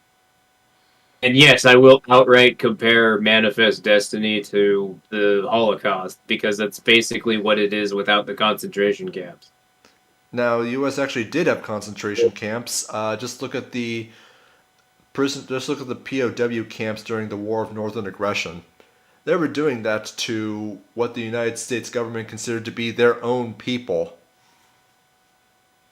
And because it's the government established relinquishing property titles, whenever they talk about it, this is portrayed as interchangeable with the concept of homesteading. But no, really, it's a campaign. It's a campaign comparable to the Crusades, or when Nazi Germany started trying to seize territory in order to incorporate it into its broader political economy. It's the U.S. government doing exactly that, except the way that it's presented in its own propaganda model tries to reframe it as though it's not a genocide. Anyways, let's continue. Rails we have for when those disagreements happen. Yeah. When we disagree with people about something as fundamental as our worldview, getting frustrated or even angry is a normal and understandable reaction. But if you believe morality is objective, your moral system might tell you that you can't go around hurting people just because they disagree with you. So the basis for his belief that a moral system that is objective would have more peaceful consequences is on the basis that one's moral system that is believed to be objective might encourage people to have more peaceful interactions. Not that it would, not that it has any kind of moral obligation or presents any kind of obligation or duty, but because it might have consequences that he believes in, or that he believes would be peaceful. He doesn't even present any kind of object or any kind of attempt at a scientific claim regarding why it is that peaceful interaction is the objectively correct way to interact, or any other kind of thing that might have plausibly been an attempt at supporting the claim. It's just like, well, people might believe that peaceful interaction is preferable, so therefore, objectively, it's correct. Yeah, and that is again using narrative rules to set up a situation where it looks like basically it looks like there's a process of logical deduction occurring because you're making propositions effectively without realizing that you're doing so. There is what I don't know if Seamus is even conscious of this, but he has directly constructed a system of subjective reasoning in order to try to create something that he believes to be objective. He prefers there to be an objective perspective regarding morality, and his inability to do so only provokes him further to double down and seek out a consequentialist understanding of why it is that objective morality must be correct, regardless of the problem or the logical and scientific problems that approaching something from the consequentialist perspective creates. It has this thing produces a good outcome, or an outcome that I prefer, therefore it's scientifically correct. It's just like, yeah, it's not representing what it is though. You're just exactly. saying, well, it's a good representation. Like, look, it's based gonna be on what?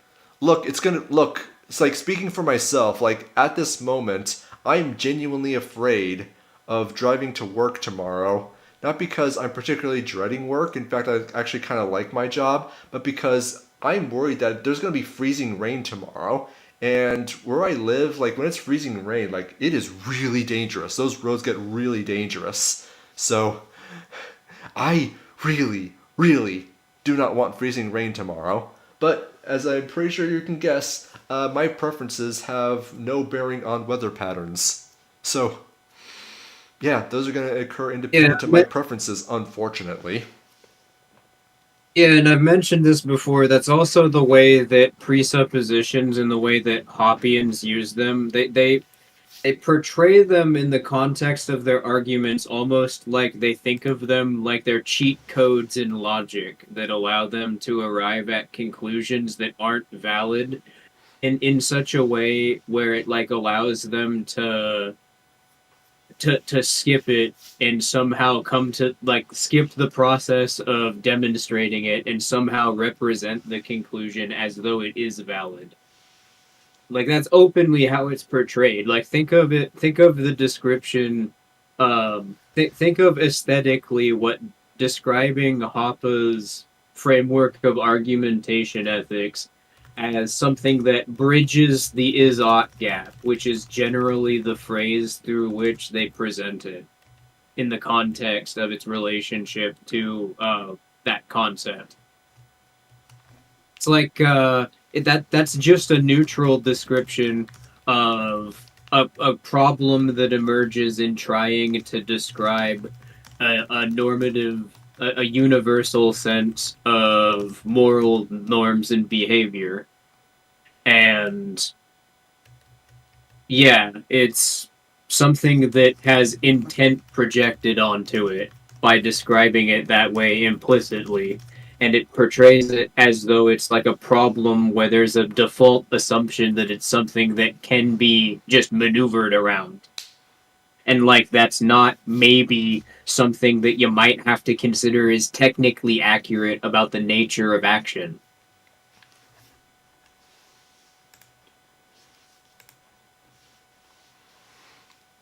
Anyways, let's continue.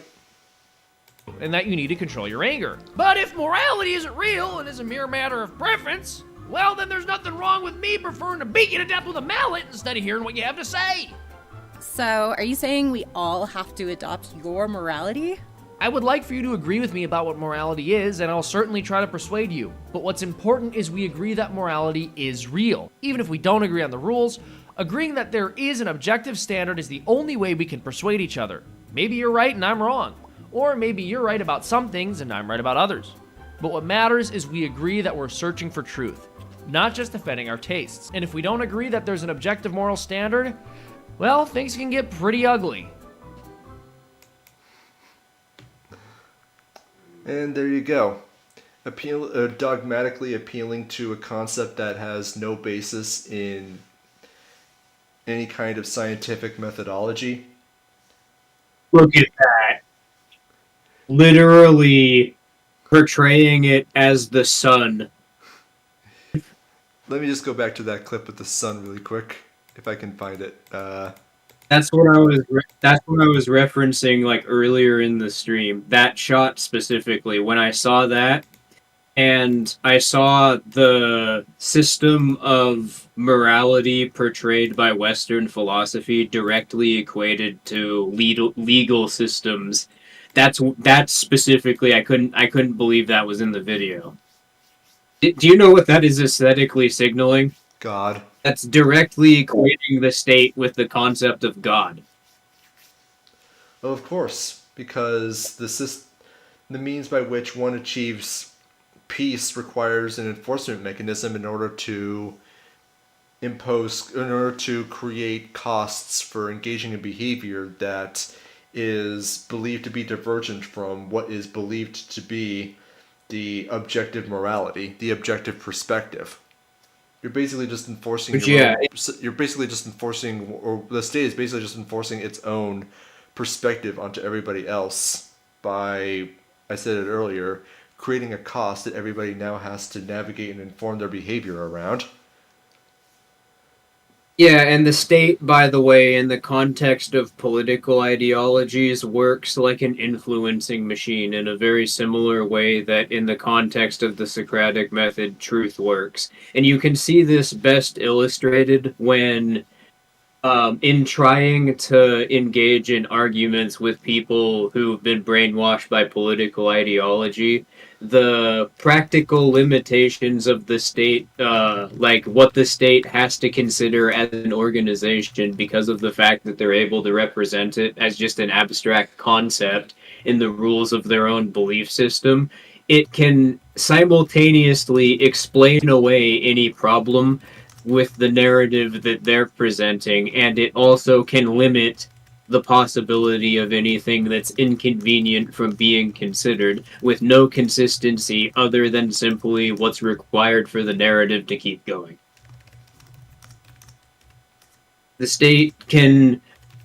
the state is capable of tracking cryptocurrency interactions inexplicably because the state's just fucking all powerful. They obviously just have to have the ability to do that from a technical perspective. Can't explain it, but they do.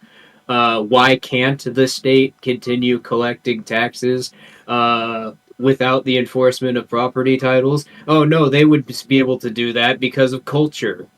The culture would just end up recreating the state.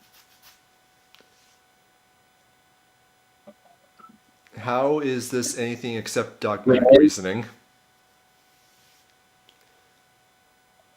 Yeah, it's basically the way that Catholicism portrays the concept of God, except it's portraying the state as that role in the context of the belief system.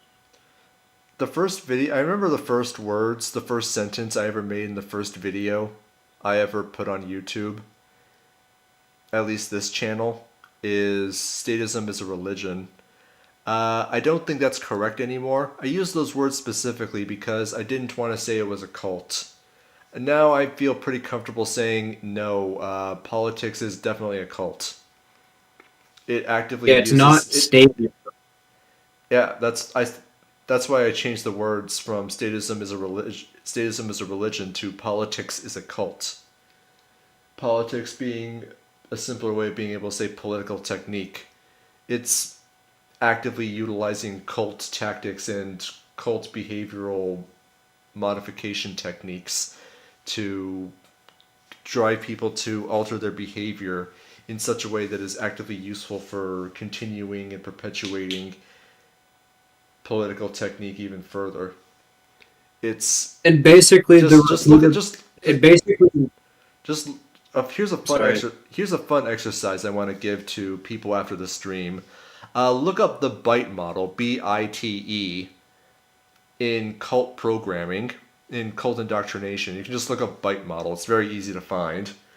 And there's websites that list what each part of the acronym refers to, as well as different examples of how those particular examples may manifest in cults. And now just compare and contrast that to activities that you personally are familiar with that the state actively engages in, particularly in their propaganda.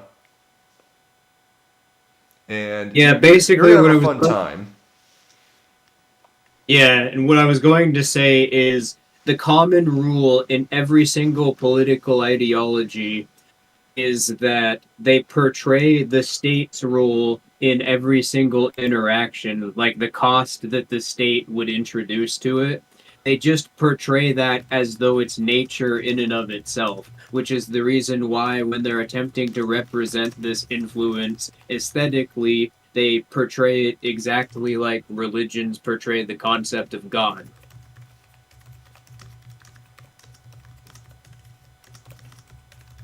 They're just framing it as though that's just nature in and of itself. Mm-hmm. Right now, I'm It just trying to just think is. of a lot of things are simply presented without any kind of challenge. Not even challenge, but things are just presented as.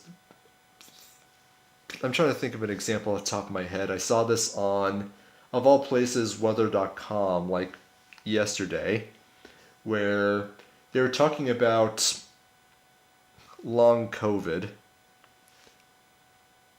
And I've always had a topic, or I've always had a contention with the concept of long COVID, particularly because I first encountered the concept before anyone would have even had the opportunity to have contracted long COVID. And yet, for some reason, there was a list of like 90 something symptoms of long COVID that had already been identified, as well as their frequency for some reason. But the way that long COVID was presented was in relation to, hey, you want to know what's worse than long COVID? Long flu. And it just, the way that it frames long COVID is that it just exists, and that's not even a controversial thing. Like, it's just true. It's true. Don't question it. It's true. And we know it's true because we're comparing it to this new thing we invented called long flu.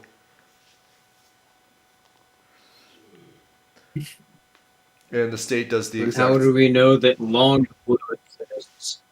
Well, long flu exists because we could compare it to long COVID. They've created a relationship between things that they've created a relationship that automatically makes the topics exist in people's mind by creating a relationship between them. It normally one would analyze concepts within their own environment and then develop the relationships within their own mind between them themselves. But here they just give you the relationship, they just spoon feed it to you. And thus the relationship causes one to presuppose that either topic is something that isn't even controversial. Though if one were Yeah, to Grambo actually put it really. go ahead. I was just gonna say, Grambo put it really well in chat. Culture is downstream from politics, more like politics is a cult. Yeah. And yes, literally, it works exactly like cult brainwashing tactics, exactly like the Socratic method, which is what it cites as its representation for what quote unquote science is. And since you can prove that that's the exact same kind of manipulative dialectic method against the psyche, you can show that that entire process is invalid from a scientific perspective because it needs to be based on an initial self-reference, and if it's based on an initial self-reference, then you know what that is from a cognitive perspective and why it's creating a hallucination. So you can represent the effect of what's happening from a cognitive perspective to prove that it's a hallucination. And this is going to keep going the further one attempts to examine politics and political technique. It is just a constant rabbit hole of attempting to understand political technique and just how far it goes. That's why we had to go as deep as having to refute the idea of the Socratic method entirely, because the very way by which people understand and conceptualize phenomena within their environment is itself subject to political indoctrination. It's, yeah. Yeah, I mean, it's a lot to take in. I don't really expect people to just to have much to say right off the bat. Just yeah, after watching this stream, go watch any topic that's being presented trying to talk about politics from a political perspective. Now you'll see it. You can't unsee it now. Just the simplest way to look for propaganda that I've seen is look for people trying to manipulate the way you react emotionally to certain topics. And you'll see this very often in the way that they'll use certain framing devices, certain word choices to get to try to provoke certain emotional reactions. Oftentimes, like in an article headline, one that's don't really care about being biased, they'll frame a subject as being either in heroic terms or in denigrating terms. Perhaps the most common example that I see is in European political news. Everything is constantly being framed, like constantly, in relation to whether or not a certain party or politician is right wing or left wing.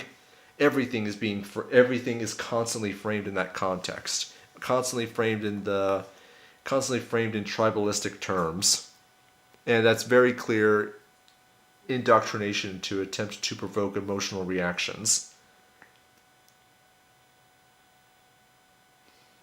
Yeah, I'm just looking in. I'm just looking in the chat. So how are you guys not black pilled when the situation feels so foobar?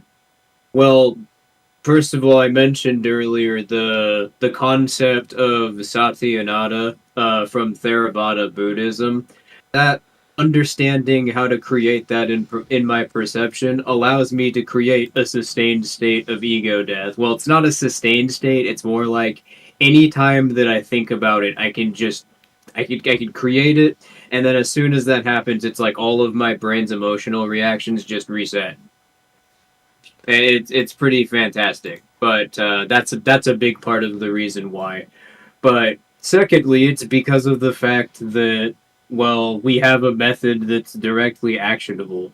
I mean, yeah, it looks like the next couple of decades are going to be like, I don't really know how long this is going to be a problem, but the thing is, it's actually, the situation's not FUBAR. The state projects power, obviously, because of the fact that it has to in order to demoralize people from feeling like they could ever do anything, to stand up. But the fact that there's a directly actionable method that anyone can use to just allow themselves to become self sufficient, that really, I even explained this in the drive, but in great detail. But what this does is it actually fucks the state in a very critical way. It puts the state in a situation, it changes basically their relationship to the concept of property in society as an inevitable result of carrying out this process, because it means that there's no source that people are basing the revenue that the state is taxing from that makes them indebted to anybody in the white market. To the extent to which they're even associating in the white market, they're just making things by themselves, trading it with other people, and getting the fiat currency that would be used to exchange and for resources and stores. The state could collect the tax revenue from the sales off that exchange, sure, but it wouldn't be enough to sustain themselves on a large scale. So what this is inevitably going to do is it's going to put the state into a position where, simply because of people trying to do what is most profitable to them from their own perspectives, because of the fact that they have control over the technique that fuels their own production process, and every part of it uh, is it completely independent. It doesn't indebt them, so there's no cost associated simply with continuing the process, yet they get productive output from it. It puts the state in a position where they have to use force in order to try to take resources from them. And, well, it makes it so the state is not able to mask the fact that it's just using force to steal from them, because of the fact that they're not making illegal income. They're just occasionally making some money on the side, but really the way everyone's sustaining themselves is with the stuff they make in the context of this organization model. Just do this on a wide enough scale, what'll happen is it'll create a chain reaction where, because of the way that the state has to behave in order to try to impose a political economy as a result of this, that will galvanize people against the state and just create more people that you can advertise a reason for becoming self-sufficient to, as a result of the state reacting this way, which it has to because of the pressure that this method introduces. I have never seen the state more vulnerable in my entire life. That might be a cognitive bias just simply because I'm more aware of how the state functions as an organization now than I have been in previous periods in my life. But if one understands the state this way, one sees a dying, shriveled raisin trying very desperately to pretend to be the entire freaking grapevine. And don't get me wrong, it's still fully capable of doing all sorts of like absolutely horrific stuff. It is actively doing so right now. Don't get me wrong, but its capacity for doing so, I am seeing diminish by the day.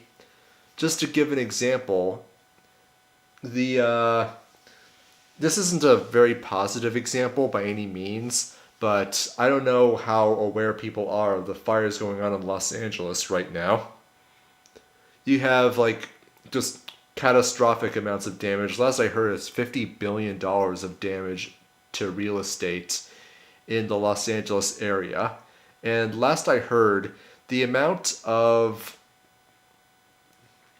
the fire that's been contained thus far over 2 days of this occurring is still 0%. And of course, politicized people are trying to do the blame game of, oh, X politician did this, oh, X politician did that, therefore firefighters don't have the resources that they need.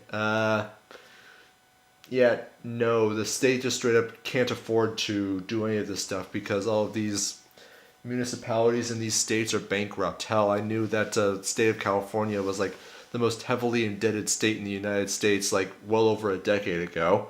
So, yeah, J.C. Armitage, you are correct. They're portraying strength when they're actually very weak. They are extremely weak. And I can actually cite an example of something I did just today where we were having trouble with Adobe software at the place where I work. And so I overtly recommended to my supervisors to get pirated software. And they seemed And yeah, even if you're going to take away. I'm sorry. I was just gonna say, like, and I could tell just from the look in his eyes that he was considering it. Yeah, and if you really look at the history of governments from an organizational perspective, over the last 500 to 600 years, it's essentially just been nothing but a series of concessions they've had to make because of the way technique has evolved as a result of the printing press. I mean that fundamentally is the invention they had to incorporate into their political economy. I think that inevitably fucked them because it meant that reading material was from a technical perspective able to be manufactured um, to such a wide extent, and books were able to be preserved, and that competing narratives about the nature of reality could start to develop. So really what it looks more like is that the Roman Empire created something like a global scale, like a purge, and then did sort of what the North Korean regime did, where they created a new calendar and then started representing their own regime as though its existence is simply the limit of reality itself, and portrays nature as though it bends to the way that political ideologies represent society's relationship with the state. I just And you mentioned North Korea, yeah, and I just what can't help but laugh at some of the abject nonsense that is presented within North Korean propaganda about stuff that Kim Jong Il and Kim Jong Un both have done and are capable of. Like apparently, like I yeah, remember the funniest example I can think of is that Kim Jong Il was banned from the PGA, the Professional Golf Association, because last time he played, he got a hole in one at every hole. and yeah, it looks like what's actually happening in a holistic sense is that human societies are coming out of a dark age that's been imposed by governments existing because of the fact they had to brainwash people in order to create political economies.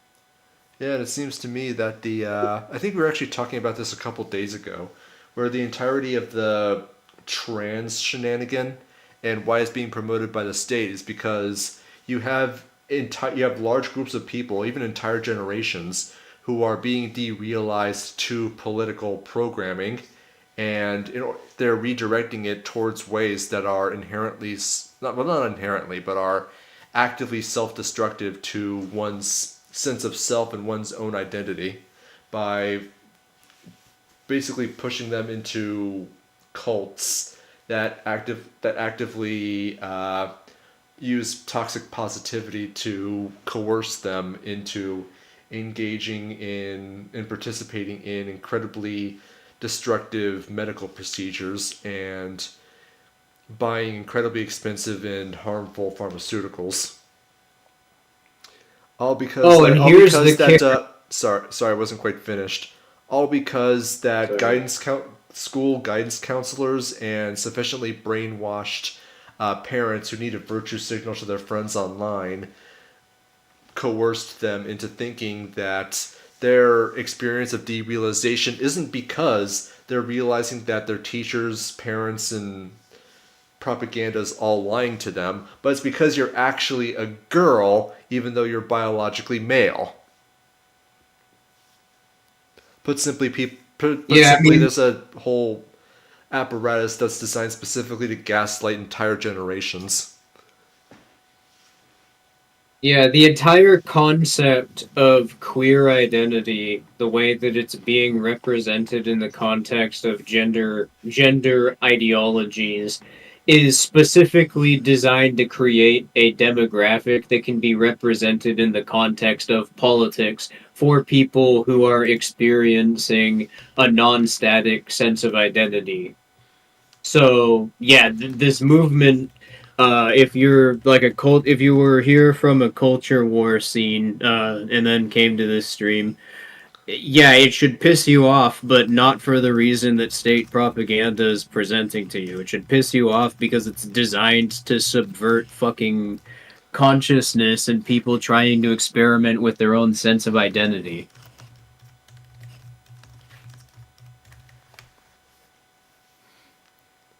I don't really have anything to add to that. Anyways, should we move on to the second video? Yeah, I was just going to say that, that's a good introduction to the next video because this one's basically over. Anyways, Because this one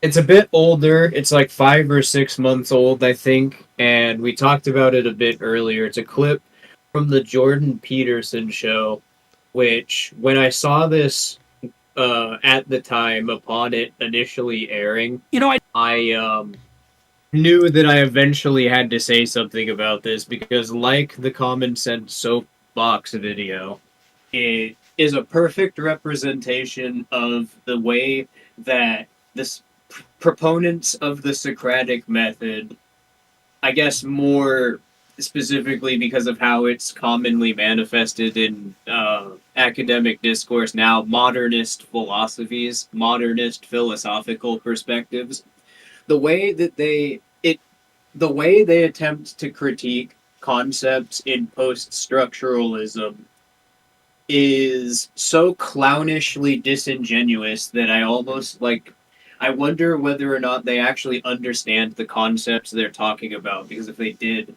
they would feel, just generally speaking, as far as any there may be uh, at the very least understandable critiques of these concepts, like power relations as described by Michel Foucault, or deconstructionism as presented by Derrida. Because those are examples of the main concepts that Jordan Peterson likes to fucking rant about without understanding what they are. But just any time that I've seen anybody talking about these concepts, it's like worse than Marxists trying to talk about the Austrian method because of how just aggressively they have to enforce the idea just constantly. No, there is an objective perspective. No, it is true. It in this clip, it's not like every example, but in this clip in particular, it really looks like both of them have a moral investment in, not just defending their particular notion of what counts as morality, but specifically demonizing this perspective that they're responding to. You'll notice right away when Jordan Peterson's ego is provoked. I should say his Frankenstein controls activate. Yeah, you'll notice it very, very clearly once they activate. Should I start? Yeah, go ahead. Yeah, I don't think you won't see them activate right away, but yeah, you'll see it. I did a study at Harvard that we never published. When piercing and tattooing became common in the 1990s, I did a study with a fellow psychopathologist looking at whether the proclivity to tattoo and pierce, which was still kind of countercultural at the time, was an indication of psychopathology. And we found out that it wasn't. It was just associated with the trait openness. It was just an expression of creativity. The blue-haired woke type, that hair coloring with the piercings, that's a reflection of openness. And the pathological ideology of the anti-normative radicals does also appeal to creative young people because they actually do have fluid identities and they don't fit in. And so that's another place where the oversimplifying lie finds a ready audience. I feel like that there's context in this clip that unfortunately we're missing because this got clipped midway through the discussion. So I imagine Yeah, not a he's lot of people watching. This is Mr. sorry. Yeah, I think that in context, it's elaborating on a point that he would have been making earlier in the segment. But like the topic that we're going to be discussing here is presented in its entirety. I guess just let him speak. But if you were going to say something, then go ahead. Yeah, let's see here. I'm trying to recall something. Let's see here. Talking about traits, openness, and these people do have a fluid identity. Well, I mean, that's just the nature of That's just the nature of identity, though. I mean, people in general do not have a fixed identity. Because that's something. the you that exists. What were you gonna say? I'm just going to give an example. The you that exists now is an entirely different entity than the you that existed 5 seconds ago at the start of this sentence. Because you exist in an entirely different point in time, and you have the experience of 5 seconds of, say, me talking about stuff that you didn't previously. Now, you might think that's minute, you might perceive that as insignificant, but it is still context that of those 5 second experiences that one accumulates over their lifetime, it's going to add up to quite a lot. And it's going to inform how one sees themselves, sees entities within their environment, their relation to their environment, as well as how one conceptualizes entities within their environment and their relationship to each other. And these things are constantly changing because the universe itself seems to be in a constant state of alteration from one moment to the next. The perception of time is just simply our sense organs comparing one moment to the next as we move through, well, time. So, yeah, you can apply that to concepts within your identity because you realize that the mind and cognition is not a fixed object. It's not some physical entity. It's a flow of information through your sense organs and through your brain that assembles into a perception of self, a perception of itself, and the perception of entities and phenomena external to itself. So, just the sheer fact that you're experiencing sense data that did not exist previously, even a moment back in time, implies that there is something new in your cognition that is altering your identity, even if it's one that's existing entirely outside your perception. So, fixed identities don't exist. Just forget about that. Maybe the narrative that you have about your own identity is going to be more or less intact compared to how it was 5 seconds ago. And I'm not saying that that's a good or a bad thing. I'm entirely neutral on that. I'm just noting that, yeah, your cognition, your thoughts in your mind is a flow of information that is in a constant state of change. It's a river that is constantly altering the shape of its banks because as the river flows, the water is going to be catching sediment off of the riverbank, causing its shape to change over time. Yeah, in short, the academic representation of psychoanalysis represents it within a framework that was developed by Sigmund Freud called ego psychology. And the reason why he and other psychologists portray the concept of the ego and the self as interchangeable is because they're basing their representation of psychoanalysis on a school of thought that literally just presupposes those two concepts are interchangeable. Oh, And as a result, it portrays the self and the ego as though they're the same thing. oh crap. This is completely unrelated, but I just got. So, like a long ass time ago, I actually did live in California. And I just got a video sent to me of a view from a place that's only a few blocks away from where I used to live. And you can see the fires from there. F. Man. I'm just saying that's kind of surreal. And the fires are still going. It's the city of Los Angeles too, isn't it? This time it's not actually just like a national forest. Not like that's much better, but this is Los Angeles on fire, and they're apparently just not doing anything. Yeah, it's Los think Angeles. Like these are rich people's homes being burned down. Yeah, so is this them giving up? I don't know. Not how I was expecting it to end, but I think that it's very satisfying if that, well, from like a very superficial perspective. It's But yeah, it's satisfying. I wouldn't say it's satisfying because my heart still breaks for all the people whose lives, livelihoods, and homes are being just obliterated. But still, That's why I said from a very superficial perspective. yeah.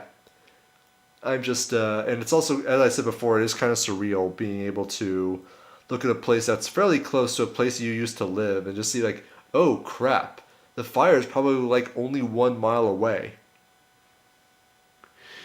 And yeah, it's I just want to direct people's attention towards the website that I always like to refer to when stuff like this happens.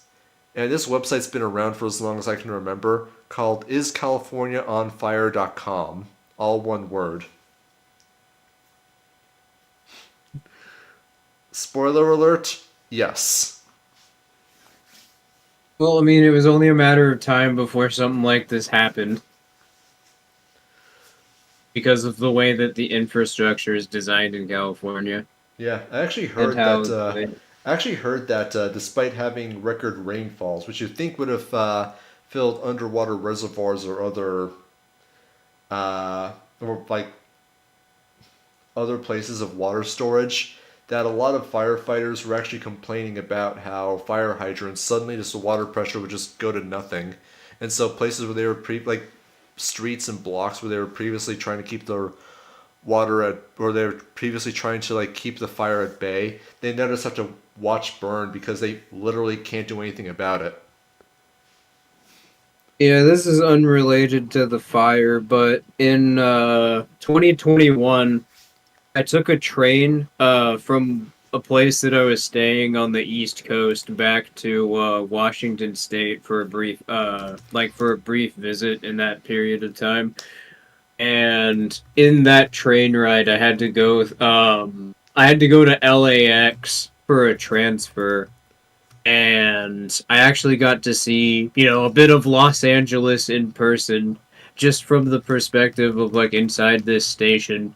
I had to go up to the front for some reason related to the way that their system registers tickets. I'm not sure off the top of my head at this point, but in the lobby of this station, there was like a Red Cross tent style tarp just set up at the top of the metro station, dividing it in half between the counter where tickets were being like scanned or bought, and there was also this makeshift divider that people running the station set up behind right next to the tarp.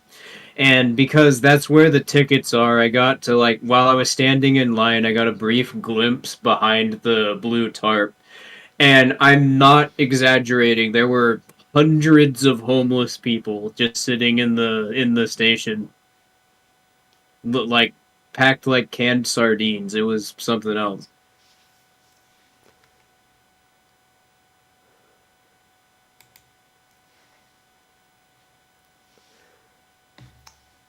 Let's see here. Grambo So totally yeah, not. I mean, Yeah, I mean, what was like, he gonna say? What were you gonna say? Sorry. I lived in California like a long ass time ago, probably like 20 years ago. So it was a lot different Yeah, back then, and I was a lot younger. My memory probably won't be as good in recalling it. But yeah, Grambo, you say totally not a metaphor of the political ruling class being burned. Uh, well, I mean, I think that would be more accurate if it was Washington D.C. burning.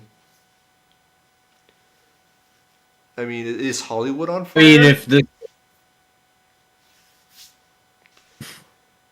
I guess we'll just see how long that goes. I mean, if Hollywood burned, then I wouldn't call that a wildfire. I would call that divine justice.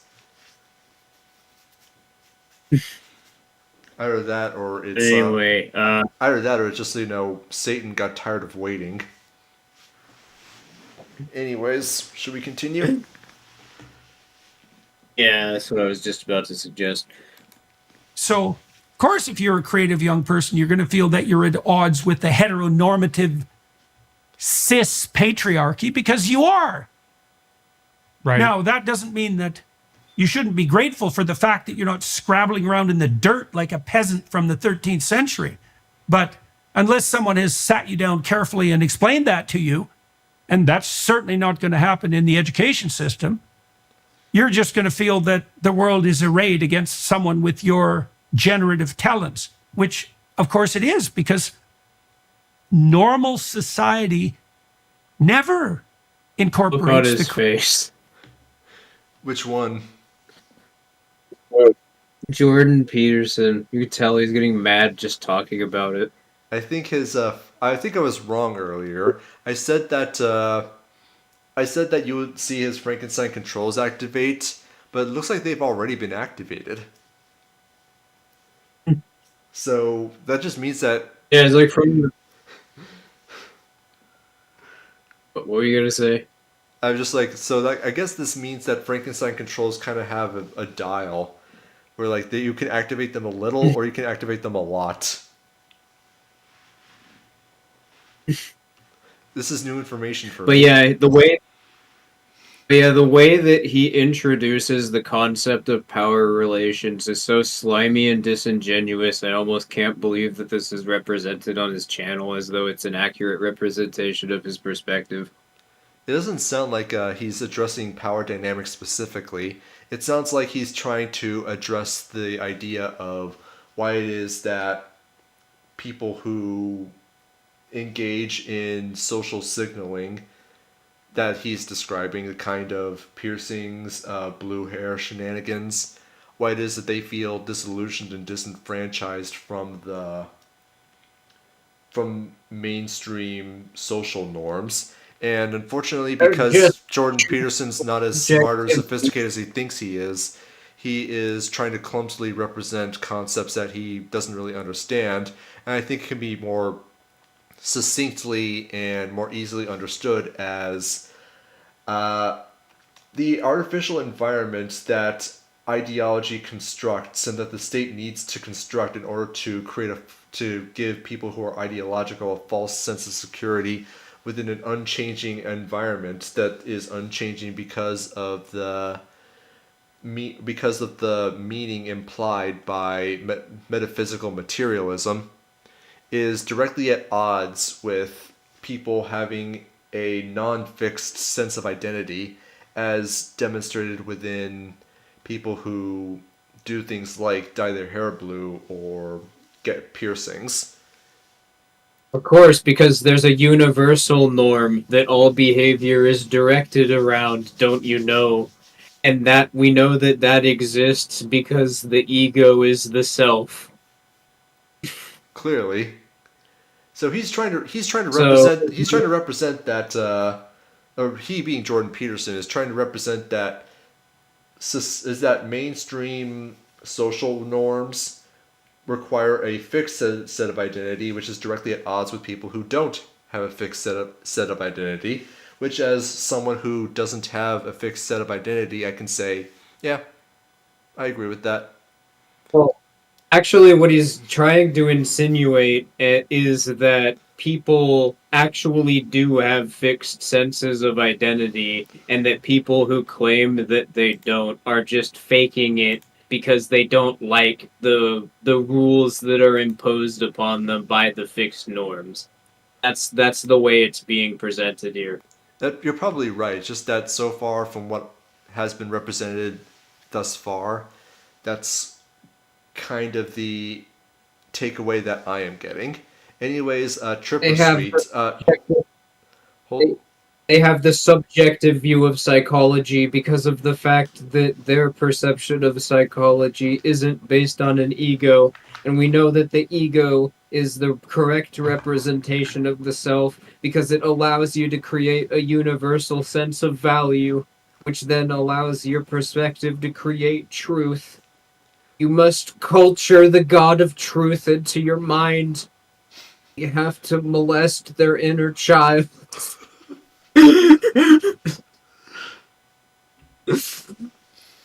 I mean, if you actually understand cognitively what these psychological tactics are doing to the brain, I'm fucking that's an absurd comparison. It's hyperbole, but it's also literally accurate.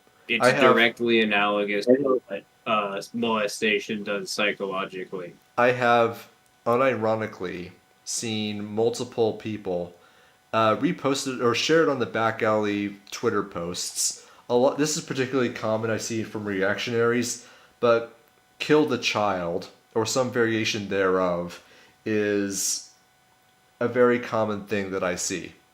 And of course, they're not actually You referring must to murder. They're not molest actually. They're not actually referring to murdering an actual child. Of course, it's a representation within. It's supposed to represent one's concept of innocence, and you have to kill your innocence as a way of being able to. Oh, what would be the term here? Achieve the kind of. so that you could achieve citizen consciousness. Yeah, that'd probably be the best So way to that put it. yeah, so that citizenship can be cultured into your psyche. So that Jordan Peterson will recognize me as a good boy.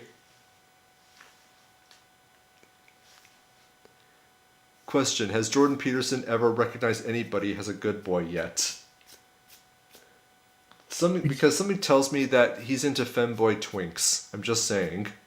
Yeah, and a lot of people don't call him out. I'm actually going to be making a lot of content talking about Jordan Peterson specifically because, not surprisingly, being a psychologist and how much the state, simps for him despite representing him superficially as a guy who presents bad boy ideas that the people running the government supposedly are against because of their quote unquote ideological views.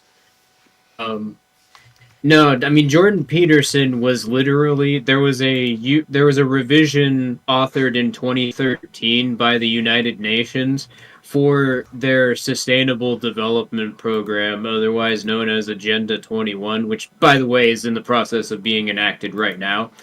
But yeah, there was a 2013 rewrite to it, which basically the only thing that it changed is it reframed a bunch of the concepts and categories that were presented in the original, I think, 1991 version, with concepts that made them appear less controversial within the norms of existing societies. And you want to know who the author of that rewrite that was commissioned by the UN was?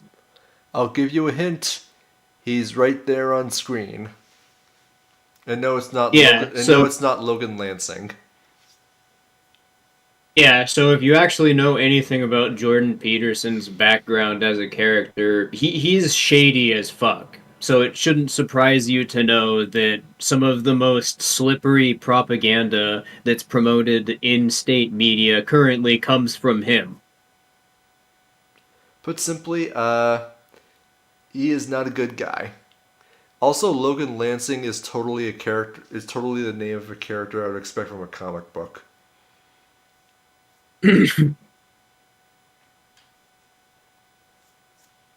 Yeah. I mean, and he just kind of goes along with what Jordan Peterson says, so Yeah, he's the good boy, I guess. he did it. He molested the child, and now he gets to be acknowledged by his senpai. I love that clip of Jordan Peterson talking about parenting advice. He says, when they talk back, you just, and his lip is curling exactly like it is in this clip, and there's a fucking vein pulsing out of his temple. You just gotta beat him! You gotta apply oppositional force. And you have to do it until they turn red, white, and blue. That's how you know Western values have been. That's how you know that the Western values are gonna sink into their souls. You gotta beat up your kids until they're so pure they breathe fire. You gotta make them pure. Create one for the army of 144,000. Anyways, there's actually a comment here that I want to address. Tripper Sweet asks, how would you guys rectify the seemingly semantic chasm between the mutualists and the ANCAPs? It's not a semantic chasm. I know that a lot of ANCAPs, particularly paleotards, want to frame it as a semantic gap, but there's actually very significant fissures there, particularly when in regards to property and property norms, where a lot of ANCAPs, not all mind you, but many of them directly desire the creation of some other organization that's definitely not a state, we pinky promise, for the purposes of creating and maintaining and enforcing property titles. Hoppians in particular just straight up want to create a government. They want to call it something else, like a covenant community, but this kind of similar organization, like defense rights organizations, you sometimes will run into, but there's different numbers of permutations. Basically, the idea is that within anarcho-capitalism, there's going to be some private entity that enforces contract laws and is used as a third party by property holders as the means by which their property titles are recognized and enforced. Whereas mutualists use direct action as the means by which property and property norms emerge in the first place. Basically, how do you get rid of the perceived issues between the two perspectives? Stop representing both of your perspectives as ideologies and start studying ethics as a concept the same way that you study economics, because they both emerge out of action being performed. So that's how you bridge the gap. Fortunately, the good news is that it's very simple.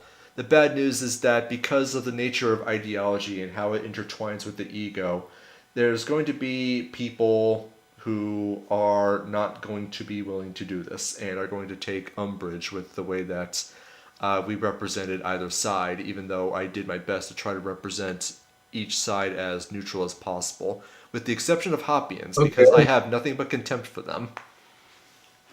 Okay, well, then they can cry about it because we're going to become self sufficient. Everyone who wants to become self sufficient with us can also do so within their own social networks, and they'll eventually do so, I have a feeling, as well, because literally, if you have the ability to just make anything that you want for yourself, why the fuck would you ever willingly associate with the white market?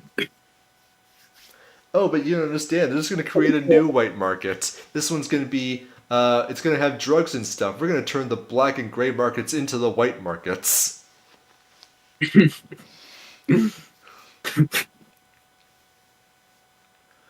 Yeah, Gerson Lopez.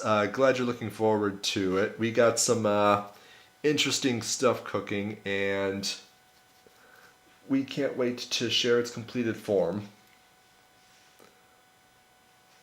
Anyways, let's continue. Creative, because All right. it's a one size fits all solution.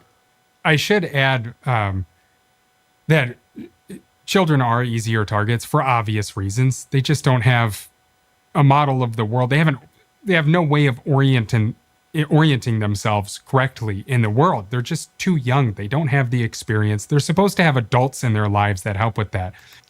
Hear that? They don't know how to orient themselves correctly. You leave a kid alone, eventually they're just going to stop flying up into the sky. I love that. I love it. I love that way of presenting it. They're not orienting themselves correctly in his mannerisms while he said it. I get. There's something about that that just kills me. I think what it is, and I kind of want to rewind because I want to watch it again.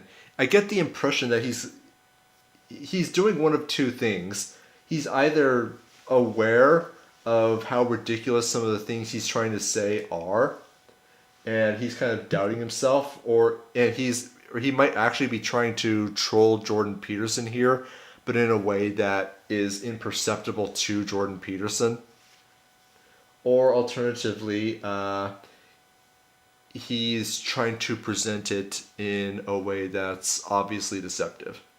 I don't want to describe intent, but I got the feeling that he doesn't really mean what he says what he says.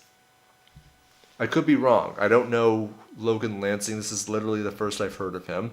Not in this stream. I watched the video before the stream started, but yeah, I don't know his body of work at all. Anyways, let's watch this clip again just so we can get a better read on his body language. Against someone with your generative talents, which of course it is, because normal society never incorporates the creative because it's a one size fits all solution. I should add that children are easier targets for obvious reasons. They just don't have a model of the world. They have no way of orienting themselves correctly in the world. They're just too young. They don't have the experience. They're supposed to have adults in their lives that help with that. Okay, I'm pretty sure he's lying. My reasoning is because I noticed that his eyes dart around quite a lot.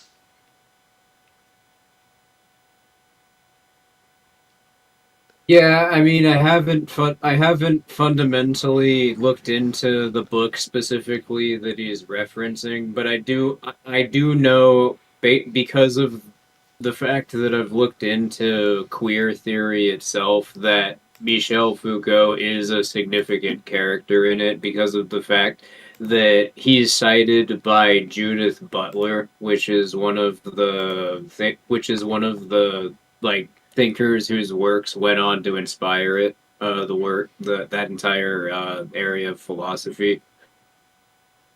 But yeah, the way that it's presented here is as though if you're going to acknowledge the existence of power relations, then you have to have the exact same perspective on literally every topic that people like Judith Butler do because of the fact that they cited power relations as a basis for their description of concepts.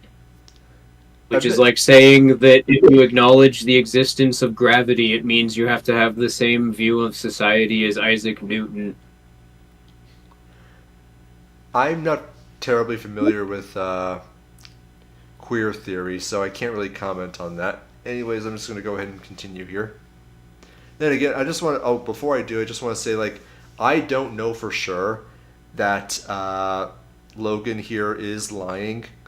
That's just the read I get on his body language. And to be fair, I never claim to be good at reading body language. I just want to specify I am probably wrong on this. But I will also add that, especially in the domain of queer theory, the abuse is intentional. One of the people we quote in the book, Kevin Kumashiro, he's one of these queer educators, All right, and I should. I'm just waiting on you. Oh, I was playing the video. All right. It lagged on my end. Ah. I guess. Sorry about that. Before I continue with that, I should define what I mean by queer, because that's something people immediately get wrong. Our definition we use in the book, we use the word over 1,300 times. It may be a Guinness record. Our definition we take directly from David Halperin in his 1995 book, Saint Foucault, Towards a Gay Hagiography, where he's essentially trying to make Michel Foucault a gay saint. And in his book, he says that That would be the Michel Foucault who had a proclivity to take young boys into graveyards and have his hedonistic way with them. That Right. Saint Foucault, That that Saint Foucault. gentleman who bent his IQ of 180 his entire life in service of justifying the perversions that he was absolutely unable to control, even when he had AIDS, even when he knew it. That Foucault? that Foucault. That Foucault. Oh, yeah. So I just wanted to make sure that we were talking about the same person. That's the same Foucault who is the most cited scholar in the Yeah, world. fucking look at that. He is. This is what I'm referring to when I said his Frankenstein controls would activate. Because the moment he heard Foucault, you know that this discussion was planned in advance, and that they intended to bring this book up in advance. And maybe he's like trying to do a bit here. He's trying to be funny, but it kind of makes him just look silly. Makes him look like a clown. He's acting surprised. But yeah, like even his guest is acting surprised by that. But yeah, you see how the narrative is set up and framed here. Like the literal only implication of defending power relations just because of Michel Foucault having being a fucking pedo. Let's not even describe it as anything other than what it is. He's a fucking pedophile, however you want to describe it.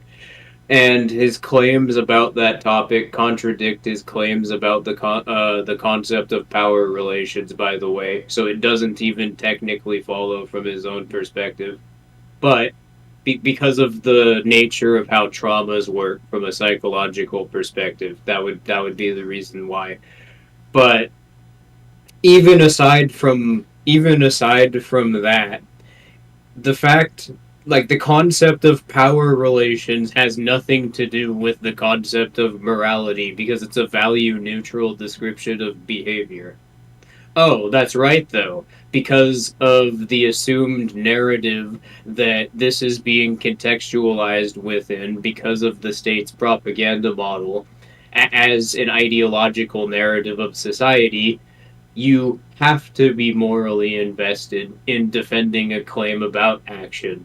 Even if it's a value-neutral claim about action, no, you're actually implicitly making a moral statement by defending it being valid, because by defending it being valid, you're influencing the culture.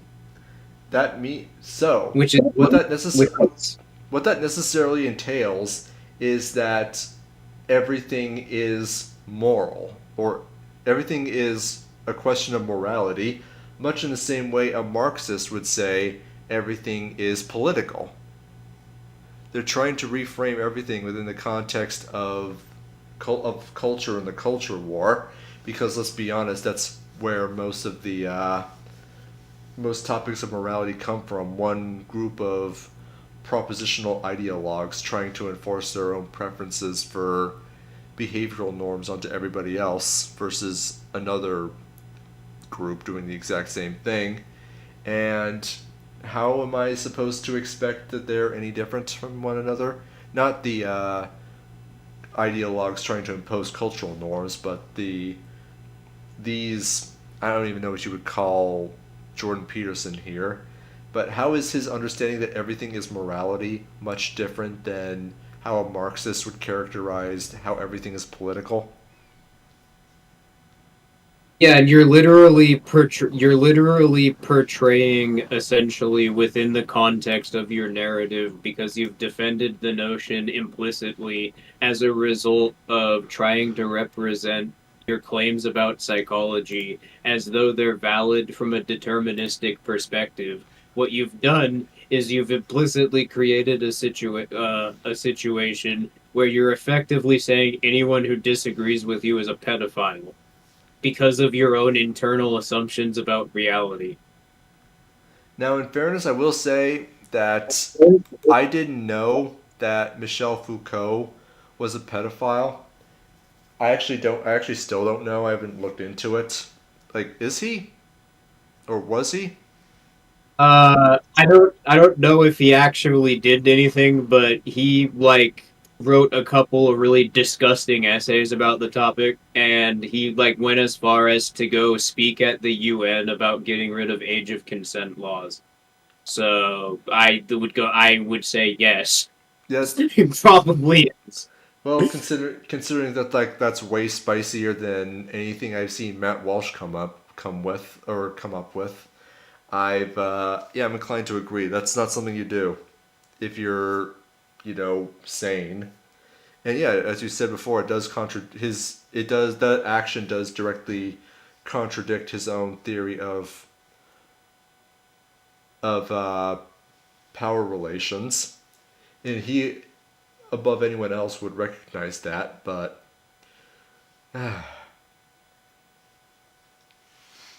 He's accurately portraying something that exists. But he's a horrible person. He's not the first. He's not the only person that we would cite as introducing a concept that intellectually inspired our method. Where I have to say that's the case.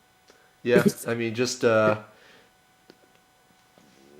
you've been actively utilizing, you've taken a lot of inspiration from the freaking Khmer Rouge, for instance. Yeah. Just because certain people or organizations are just straight up evil doesn't mean that they don't have at least some decent ideas. Yeah, and as far as the Khmer Rouge's case, they developed the military strategy that would basically turn destabilizing an infrastructure into a labor operation that could be repeated anywhere. all you need to do is reframe that outside of the context of political organization and basing your economic model off of direct action and the norms that you coordinate your behavior around on economies that emerged from self-sufficient networks. Mm-hmm. Now, just to clarify, we are perfectly capable of divorcing the person from their ideas. We know that those are two separate concepts. The reason I give Matt Walsh such crap about it is because both his ideas and his person are bad.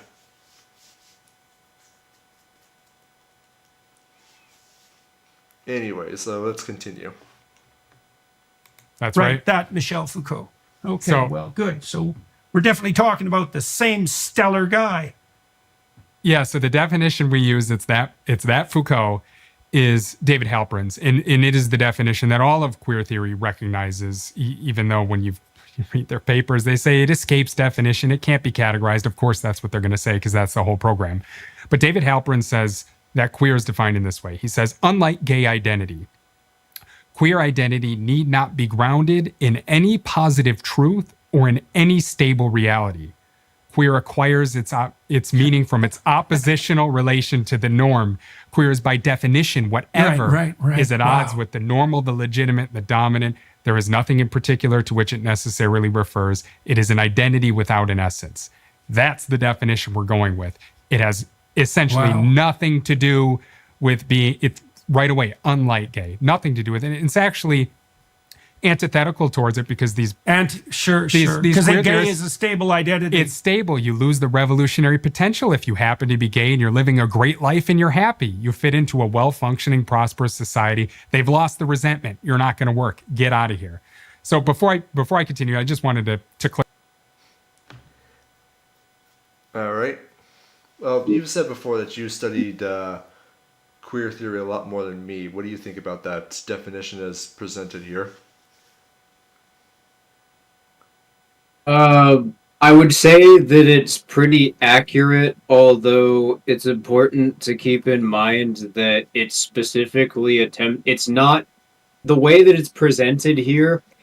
It again is framed as though there's a sort of intent suggested by representing opposition to the norm, but that operates internally around the assumption that that is itself a universal construct in their representation of logic. Which no, that is another rabbit hole that I actually didn't even go down with the Drive link that I posted. But yeah, I found a ton of evidence in just the psyche that actually the Oedipal structure, which is what ego psychology represents as the quote unquote natural development of one's life, is actually a product of social engineering caused by the governments beginning to enforce custody as property titles.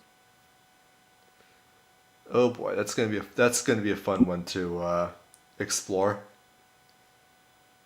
And just that's been going on for so long that people don't have a frame of reference of relationships that deviate from that within the norms of society, so it looks like quote unquote natural development. You can actually you can see an example of this in how in media portrayals of the family structure are always nuclear families, regardless of if it's science fiction, a historical drama, no matter how far in history it goes, or just fantasy. All of them resemble the nuclear family, and the sheer fact that it's called the nuclear family should be enough of an indication that it's a relatively recent development in human history, having emerged at the time that nuclear power was starting to become a thing in the United States, like around the 40s and the 50s. So not even 100 years old yet. And yet, because that was around the time that custody started to become enforced by the state, it became the only point of reference that entire generations have for how family structures, family units could possibly have ever developed.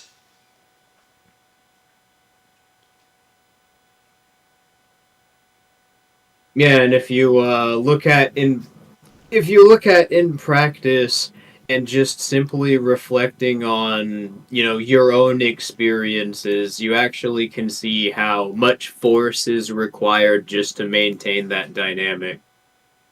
And how it's completely normalized because of the fact that as a result of people creating a sense of ego on top of it, they're emotionally invested in not questioning it. Sounds about right. There's a lot that goes into it, and a lot of expectations around it, all of which are entirely external. People now are just, I don't know what to really say there, but it's gonna, I think if we dig more into it, it's gonna absolutely just start to piss us off. Sorry? Yeah. It's gonna start to piss And also derail what we're talking about. Yeah. Anyways, I'm gonna continue. I don't think we're gonna finish the video, by the way. Yeah, well, we don't really need to. I just I specifically just wanted to play that part at the very least, because it shows how he created and that's actually really common in a lot of political discourse that I've seen over the last few years, where in setting up the narrative where one implicitly creates a proposition, I've seen, and this is very common with like the Daily Wire, the insinuation that someone who defends the perspective that they're representing as opposition, that any person that would be doing this is doing this based on motivated reasoning, and their actual intent is just that they want to prey on children. I have seen that so many fucking times that it almost comes off like projection, especially in the case of Matt Walsh, because it's most common from his content. It's most common in his scripts. Unfortunately, it does come up a lot more often than I prefer. And it just kind of goes to show what I was talking about earlier, that there is a lot of projection, particularly projection of intent. Anyways, I'm going to continue here. Yeah, they're not. Yeah, there's nothing to see here. Don't investigate these areas of philosophy with a critical perspective. You have to go in emotionally charged with a narrative in mind that you're emotionally invested in, because you know that they're bad and wrong, and that the objective perspective is true because it's correct. Clarify that point, because that's a point that requires clarification. Yeah. Um, That's crucial, because otherwise it's easy for people to presume that queer is just a minor variant of gay. No. And that definition, if that definition doesn't send chills down your spine, you're dangerously naive. So for reference, the definition given within there, ignoring the whole projection of intent, is just that it's anyone who who doesn't have a fixed set of identity and perceives their own identity as diverging from the norm, which is apparently something that is supposed to send a chill down people's spine. And if it doesn't send a chill down your spine, it means that we're dangerously naive. What's the norm? What's dangerously naive mean? Is that like a kind of thing where like some child is about to set fire to Los Angeles again? Yeah, that's what it is. All of these problems that exist, it's not because of the government failing fundamentally as an organization. Forget the fact that it tried to solve the housing crisis of 2008 by creating another bubble, and that it's like 10 to 15 years later, and that's like right around the period of time that market crashes usually happen if they're quote unquote solved by bubbles. No, it's gender ideology making people resist the system because it makes them subjective. Their souls have to be objective. We can't just have their mind. We can't just capture their minds. We have to capture them by their very essence. And we do this by convincing them that the concept of essence is valid. And we know that it's valid because it's true. And we know that it's true because it's correct. We have to culture objectivity into their minds. And by objective, we mean they have to agree with us on everything. There can be no diverging viewpoints ever. Anyways, It's weird how they never ask. It's weird how they never ask themselves that question. You're saying that these are the conclusions that everybody comes to, but you have to insist that quite forcefully and with a lot of emotional investment, and there's a lot of people who both tell you they have no idea what the fuck you're talking about and simultaneously attempt to describe their perspective using the exact same words, except they describe their conclusions differently than yours. Gerson Lopez made the point, the manipulation is almost too obvious. If you disagree with my arguments, you're naive. Yeah, that's like, that point, trying to use emotionally charged rhetoric is about as subtle as a sledgehammer to the face.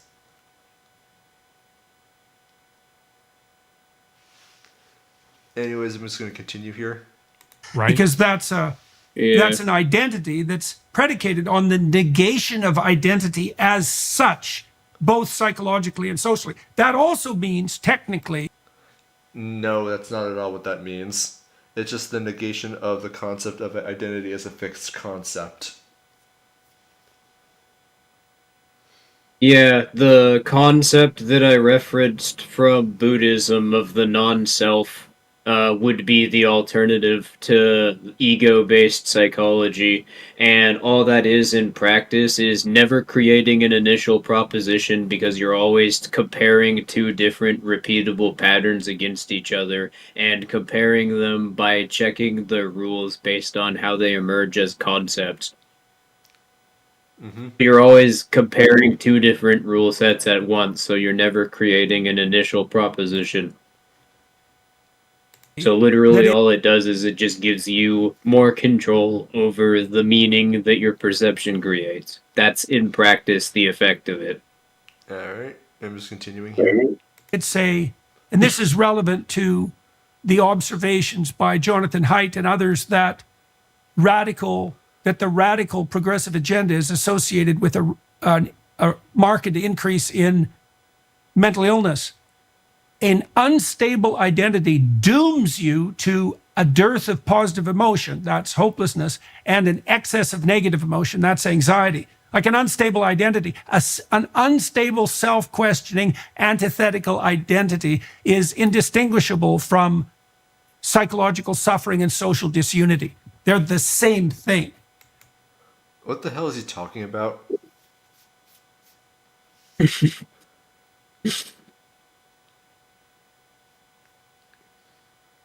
Yeah, it's why it's really important to note that Jordan Peterson is an academic psychologist and that he's so familiar with the work of Carl Jung because of the fact that he definitely understands the way that the brain represents narrative rules. Because he is very skilled, and this has been observed by a lot of people, but they don't really understand how this works. He is very skilled at constructing statements that make you project your own assumptions onto the way that he's describing concepts. Is that what that is? That's probably why I'm so confused, because I'm not trying to make any assumptions. Yeah, it's almost like he's engaging in the polar opposite of that tactic that the BBC interviewer was trying to use on him in that interview that went viral back in like 2018, where she kept trying to reframe comments he was making as entirely different points by representing them in the structure of her question as completely separate propositions. Except in his case, he's structuring the way that his sentences portray concepts so that you create propositions to yourself outside of your conscious perception. And that just sleepwalks you to the conclusion that he wants. Yes, he's using the classic German. He's just using classic German idealism tactics, trying to use meaningless terms, but structuring them in a way that sounds profound and intellectual to get people to project their own meaning onto the statements that he's making, as though he's the one that's creating the meaning to them. And then the viewer can presume that this guy is being a profound intellectual who has all this meaning, just because they're saying things that the viewer perceives themselves as agreeing with. Well, of course you agree with him. You're the one who came up with the ideas in the first place. Yeah, because they don't realize that the narrative of the statement made a proposition and they accepted it without identifying it. Yeah, they don't realize that actually it's just more. It's literally just con artistry. It's like it's a very sophisticated form of con artistry, but yeah, it's a form of con artistry based on using manipulative language to game the way that your brain informs your own sense of perception. All right, anyways, let's continue. Right. So it's a celebration of, well, there's your postmodernism for you.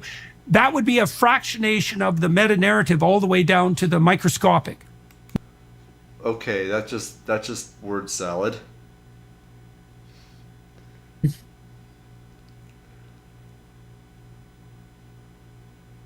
Is it like does he? I'm just have to wonder. Like, I remember seeing a clip from a documentary about Jerry Seinfeld, you know, the comedian, and he has this thing where Yeah, he carries around like a notebook, and when he thinks of something funny, just doing something like anything, he'll write down a joke and whatnot. And he has like a lot of notebooks he's accumulated over the years, just like a lot of them. And I have to wonder, is Jordan Peterson have something similar, where instead of jokes, what he's writing down is just like a series of word salads for the purposes of trying to bewilder people with flowery sounding and important sounding rhetoric? yeah. Maybe next we gotta watch the segment from the Jordan Peterson show, the most recent one that came out on the Daily Wire. It's called "Is Race Mixing a Form of Communism?" And you gotta listen to the argument in it. It's very compelling. Wait, But, that's an actual video? God damn it! No, it's not. At this point, I can't tell anymore. God damn it! I was. He says to his guest, you know, when you lose sight of the objective view of morality, the ancients they refer to that as getting mixed up. So, you know, your sense of morality gets mixed up. Well, what do some people call it when you get in a mixed race relationship? It's getting mixed up. So you see, when you when you get mixed up, you get your morals mixed up, and you don't know right from wrong anymore. And it's a sleepwalk from It's a sleepwalk to communism from there. That's how it happens.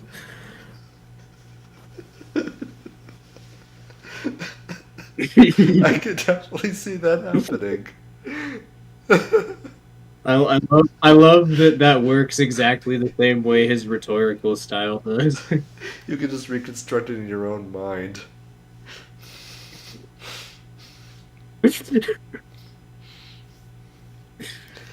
Do you want to continue, or do you want to just stop here? Let's do I mean, one the more only other- segment, but I gotta go. Yeah, so let's do one more clip and then yeah, we'll wrap it up. Nothing unifies anything. Right. All right. And it's not even, Right. I would even, Jesus. Brutal. I would even add that it's not an identity at all because there's no essential quality to it. What it is it's a spiritual position. It's a stance you take. It's an orientation in the world against anything considered normal, anything considered legitimate. And what makes There's nothing essential to it. Okay, well, what is essence? What do you mean by essential? Is there some kind of thing you're referring to outside of itself? No, I don't think there is. No, it's because the ego and the self are the same thing. So then, Don't you know? then that would necessarily entail that the essence means that you have to have an ego, and therefore for someone to have an identity within their framework, it means that you have to have an ego and a sense of self that is informed exclusively by one's relationship to their own ego. And ego therefore must control them in the same way that is clearly controlling Jordan Peterson here, who is just beside himself with frustration having to deal with ideas that he most likely considers to be beneath his pedigree. And it assumes that egos are valid because there's universal norms of behavior. So It's the self-reference again, just a few steps removed. Congratulations, you reconstructed the Socratic method but with extra steps. And No matter how many fucking chains you create, I'm gonna be able to identify what you're doing because of the fact that I can literally feel when cognitive dissonance happens.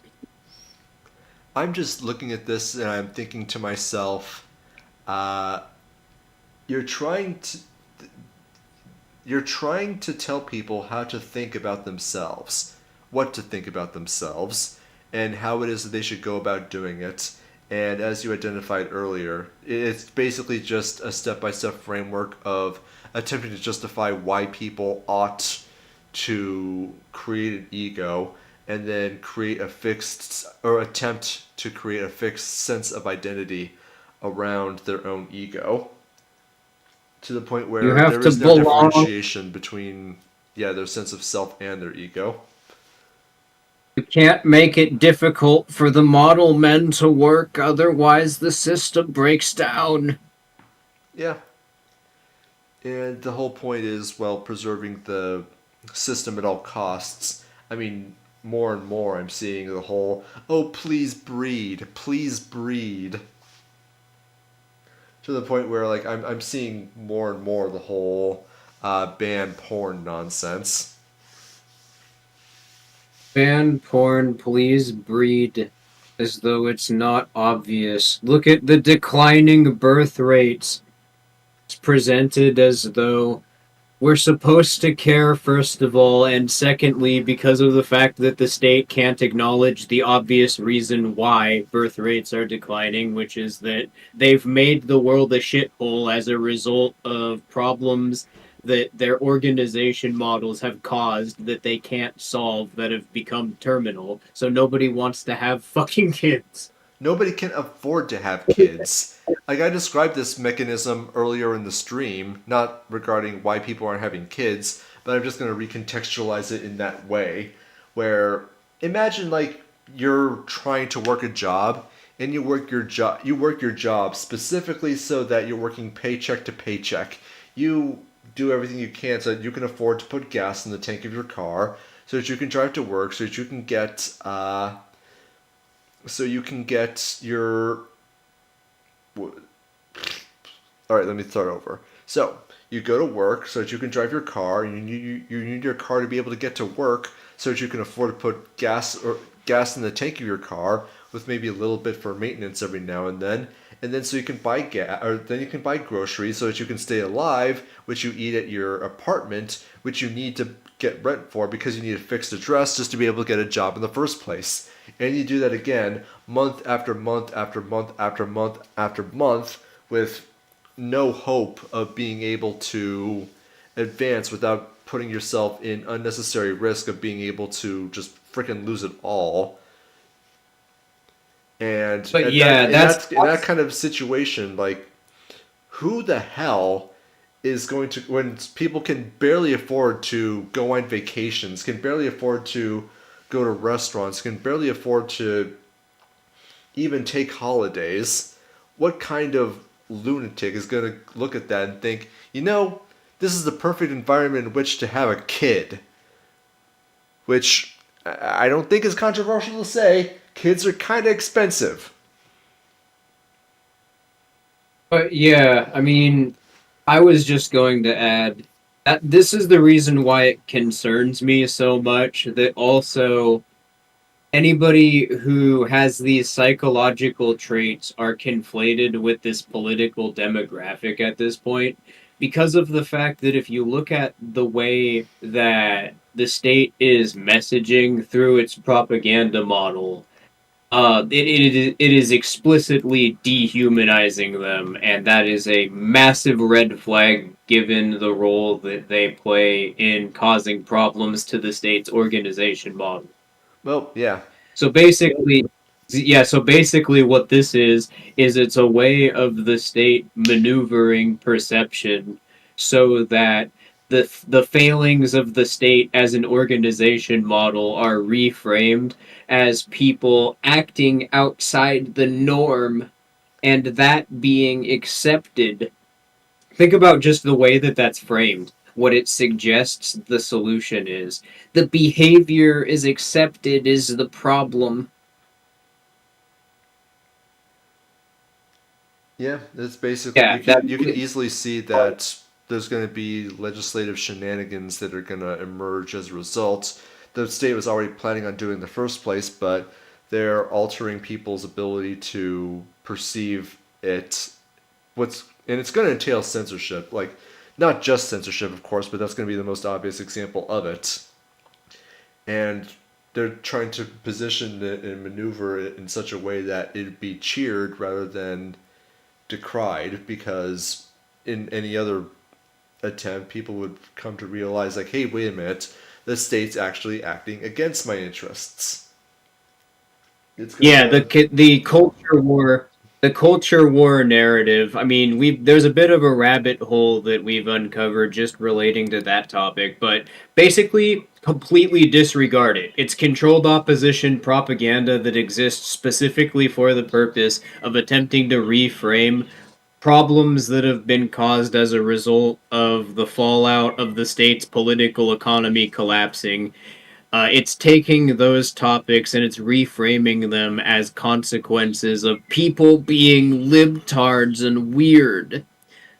But just the point that I was getting at earlier is, yeah, if there's any trans people that are watching this stream or anybody who would fall under that demographic that's being targeted by the state, you specifically should start using our method to become economically self-sufficient, and you should show everybody else who's also affected by it how to become economically self-sufficient if you want to oppose what the government is doing, because that's the most direct way to do so. And it's also the way that you're going to do so where you flip the power dynamics. Because if the government's going to do something, then they have to be forceful. They are going to disregard and just like abandon trans people the same way that they abandoned gays when they were no longer politically useful, the same way that they abandoned fourth wave feminists when they were no longer useful. You're next, Yeah. unfortunately, and the fact that the state basically ever since the 2024 selection just did a complete 180 on which political archetypes that their propaganda is going to be signaling to, should be a very clear warning that things aren't going to be working out too well for you in the not too distant future. And the way you do that isn't, of course, by doubling down on progressive rhetoric and political shenanigans, because that has never worked. But yeah, taking steps to ensure your own safety, your own independence, and your own economic self-sufficiency, and helping people within your community and people around you to do the same. And also, if you represented this state of mind to yourself if you represented it outside of the concept of ideology and instead recontextualized it within our framework, well, there's a couple of reasons why that's powerful, but namely because you're not attacking queer theory, you're attacking Buddhism at that point. And also, you're not just attacking Buddhism, but you're also making scientifically inaccurate claims contrasted with ones which can be proven to be valid because of the fact that you can use repeatable patterns to demonstrate that they exist.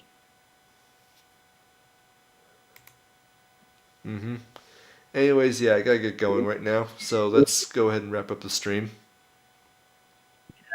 Alright, well, I think that was a pretty great stream, but yeah, we gotta go ahead and wrap up now. I'm just gonna look at the chat and see for a minute or so. Anybody who's got something to say, I'm looking right now, but we're about to go.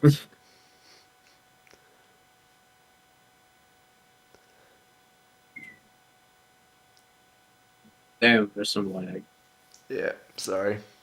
Anyways, thank you for stopping by.